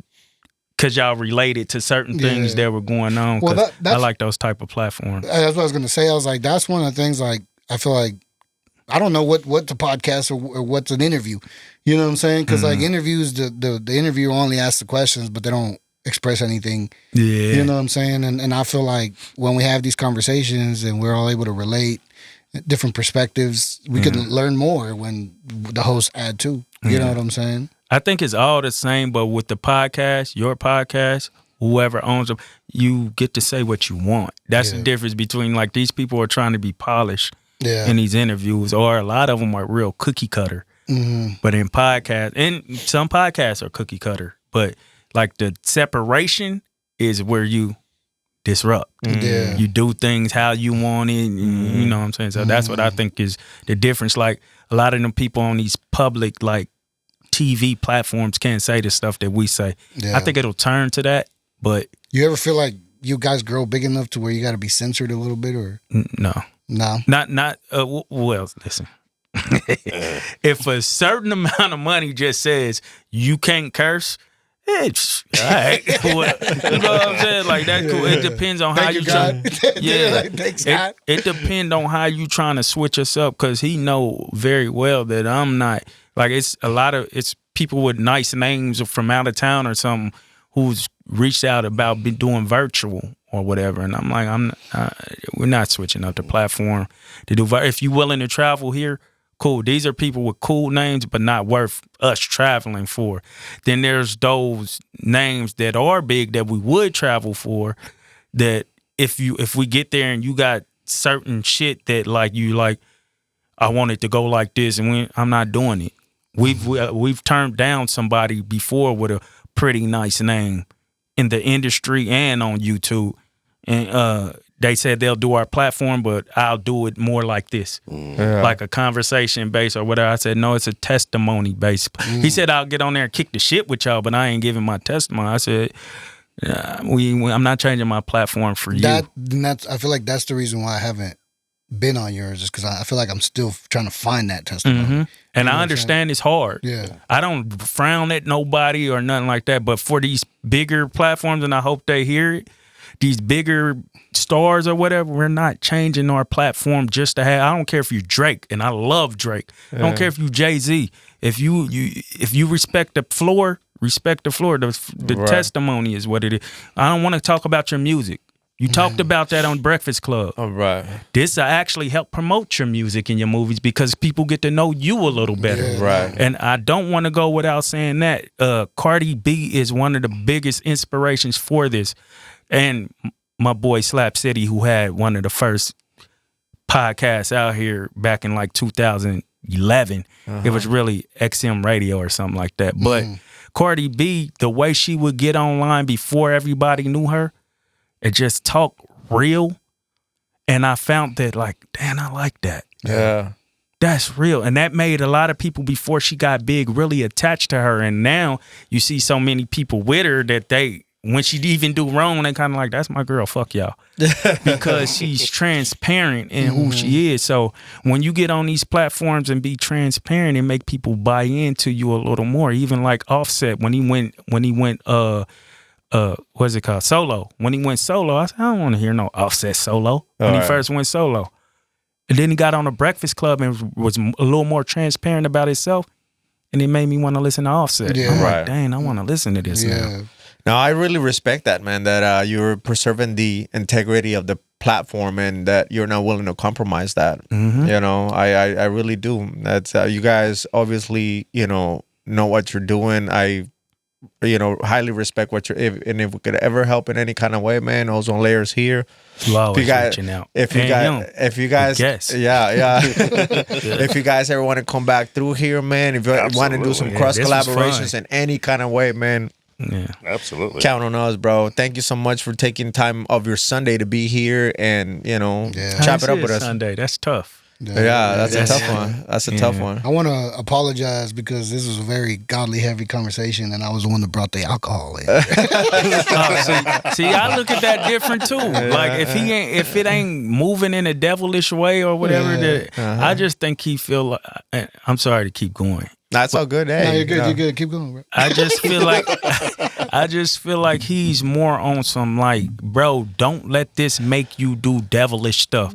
Once it starts making you do that way, I need you to come back. You need to get the water on you. Right. Get the water on. But if you amongst friends or family or people with good spirits and y'all ain't into no negative stuff, have fun. He turned water into wine. Right. I was just gonna say that. Right. I was just gonna say that, man, because I've been doing the rosary, and one of those is the mysteries of light, and it speaks about the wedding at Cana, right? And then I started thinking, man, Jesus turned water into wine at this celebration, knowing exactly that people were going to indulge, right? And it's like, man, he had a sense of fun to him too, right? Like, it's not this rigid, solid, God that came to condemn us. You know what I'm saying? It's like, that's not what it's about, right? It's never about the alcohol or the plant medicine or any of that. It's just about what is this thing's doing to you, right? Yeah. So I completely agree with that. That's why things like Chosen is good. You get to see God laugh a little bit. You get to see a picture of Jesus joking with the disciples a little bit, slap them upside their head. Like he's goofy too. He made you. So like Eddie Griffin taught me a long time ago when I was a kid. I don't know if y'all know who Eddie Griffin, the comedian, is. When he was on stage that one day and he said, Jesus, that funny nigga down there doing it again. He was like, God, he think God be looking at him like that. Like, Jesus, that funny nigga on stage again. I'm like, dang, he did make you like that. Now, it's some things that we could fix about ourselves, but he did make you to be. Your comedy is what, in a certain type of way, helps people relate to God a little more, or whatever you do. Right. So it's just how you present it and what people. I don't think nobody has ever heard me cuss and felt evil come out of it. Right. And I'm not a habitual cursor. I'm just saying, like, when it does come out, I don't feel like they felt evil. I've never heard that, and maybe they have. Yeah. You can not curse and still hurt somebody. Yeah. Yeah. With words. Mm-hmm. And speaking of cursing, I've cursed in front of people, and then like it's one time I cuss, and they be like, "I've never heard you cuss." Be like, dang near every conversation we did have. So that lets me know, like, they ain't getting like evilness out. And then after they say, "I've never heard you curse," we'll probably talk in 3 more months, and they be like, "I never heard you cuss." Well, we just had this conversation. Right. But yeah, that's how what makes me feel like, oh, it don't come off as so bad. Yeah. Intention. Yeah. 100%. Yeah. But yeah, man, thank you guys for coming through. I appreciate it. us. Anything you'd like to leave the listeners with as far as, what you're doing right now, and what they should know about you guys? To know about us? Yeah. I mean, that's a really good question. Now I feel like I gotta leave us marked out. Leave us marked out, dude. Go ahead, brother. Yeah, thank you. That's a good one. I don't know. All I can do is I can go off of what I know, and I know. I would say every night, I apologize for all of the things that I failed at and all of the things that I didn't succeed at, and I forgive myself for it every day. And I feel like that a lot of people can learn from that as well. As at the end of the day, just because you feel like you didn't succeed in what you wanted to do, or you feel short of something, that does not mean that you're less than. Wow. So apologize, forgive yourself, and then try it again the next day. Yes, sir. And I learned that from a married couple that were married for 40 years. And I asked him, how did they make it that long? And he said, every night, I apologize to my wife, even though I know she was wrong. I still apologize, and we wake up and we do it all over again the next day. So I do that with myself. That's a clip. Wait, when you apologize to your wife, even though you know she's wrong, like, I mean, I'm not trying to be healthy, but I think is a level you should apologize at, but I think it's important for her to have some type of accountability. Only because, the only reason I say that is because we get in the habit of apologizing so much that when we do point out a wrong about them, they're thrown off like, huh? Do you know what? I do that? You know what? They feel offended. Yeah, because they're so used to being, and I'm not saying they're not right a lot of the time, I'm saying they so used to us fucking up that when they got a little blemish, it's like, nah, what? But that's what How? That's what I'm saying. Remember that conversation I said about the father? The father. Yeah, when I was talking about how I was raising my daughter. Oh, yeah. You know what I mean? Mm-hmm. That's what I mean. That's that intellectual learning their emotions early. Yeah. Yeah. You know what I mean? Because that's one thing, like I said, growing up, no one ever told me check your emotions, check yourself. Think about how you respond to your emotion, bro. No one said that to me when I was young. Mm-hmm. You know what I'm saying? It wasn't until I was in my late 20s, whatever. That's when I was like, oh, shit. I do got a responsibility. Yeah. You know what I'm saying? Yeah. Yeah. How about you, Rudy? You didn't see me just throw that off so you wouldn't come to me? You hear what he just said? I heard what he said, but you gotta close with him, not with me. No, I'm just saying. With me, I would say I've learned, and I would hope everybody, at least what they get from this, is learn to embrace the wilderness. Learn once you embrace the wilderness, the milk and honey is coming. Yeah, like that wilderness is a tough thing to get through. But I don't believe God would put you in the wilderness if He didn't give you a way out. Right. Yeah, you are equipped with everything you need to get out of there, and that is God again. Because again, I don't know where this is coming from. All right. You know what I'm saying? So, I do know where it's coming from. It's coming from its source. All right. So you're equipped with everything You're equipped with everything you need to get out of the wilderness. It's okay. It's okay to be human and question it. It's okay to be human and be like, this is tough. You got to acknowledge that in order to be able to get past it. But get the fuck up and get past it, because you sitting down there being mad about it or frustrated about it or going into depression about it is not going to help it. And a lot of people go into depression and still say they want to live. Well, that ain't going to help sitting in depression. You got to learn, embrace your scars, embrace everything, embrace the whole whipping of the wilderness. That's one thing I learned to embrace. Like, my scars are beautiful. Yeah. Everything I went through was beautiful, and it was put on me for a reason. That cross can get heavy, but you are built to carry it. But not only are you built to carry it, You got to know when you need help carrying it, because I said this before, even Jesus had help carrying his cross. Wow. Even Jesus had help carrying his cross. Man, Yes. you guys are giving us a lot to clip, man. Like there's so many gems around, in this conversation. God, and I appreciate your guys' grace with us today as well, man. Working around the technical difficulties and just the timing of it, man. Like, you guys were the guests for these challenges, because if it would have been somebody that's not like, you know what I'm saying, versed on podcasting, it would have thrown it all off. But well versed in it. you guys helped us out today tremendously, not just by being here in your presence, but by utilizing your skills to pull this episode. And you know what I mean, we got some jams to share with people, bro.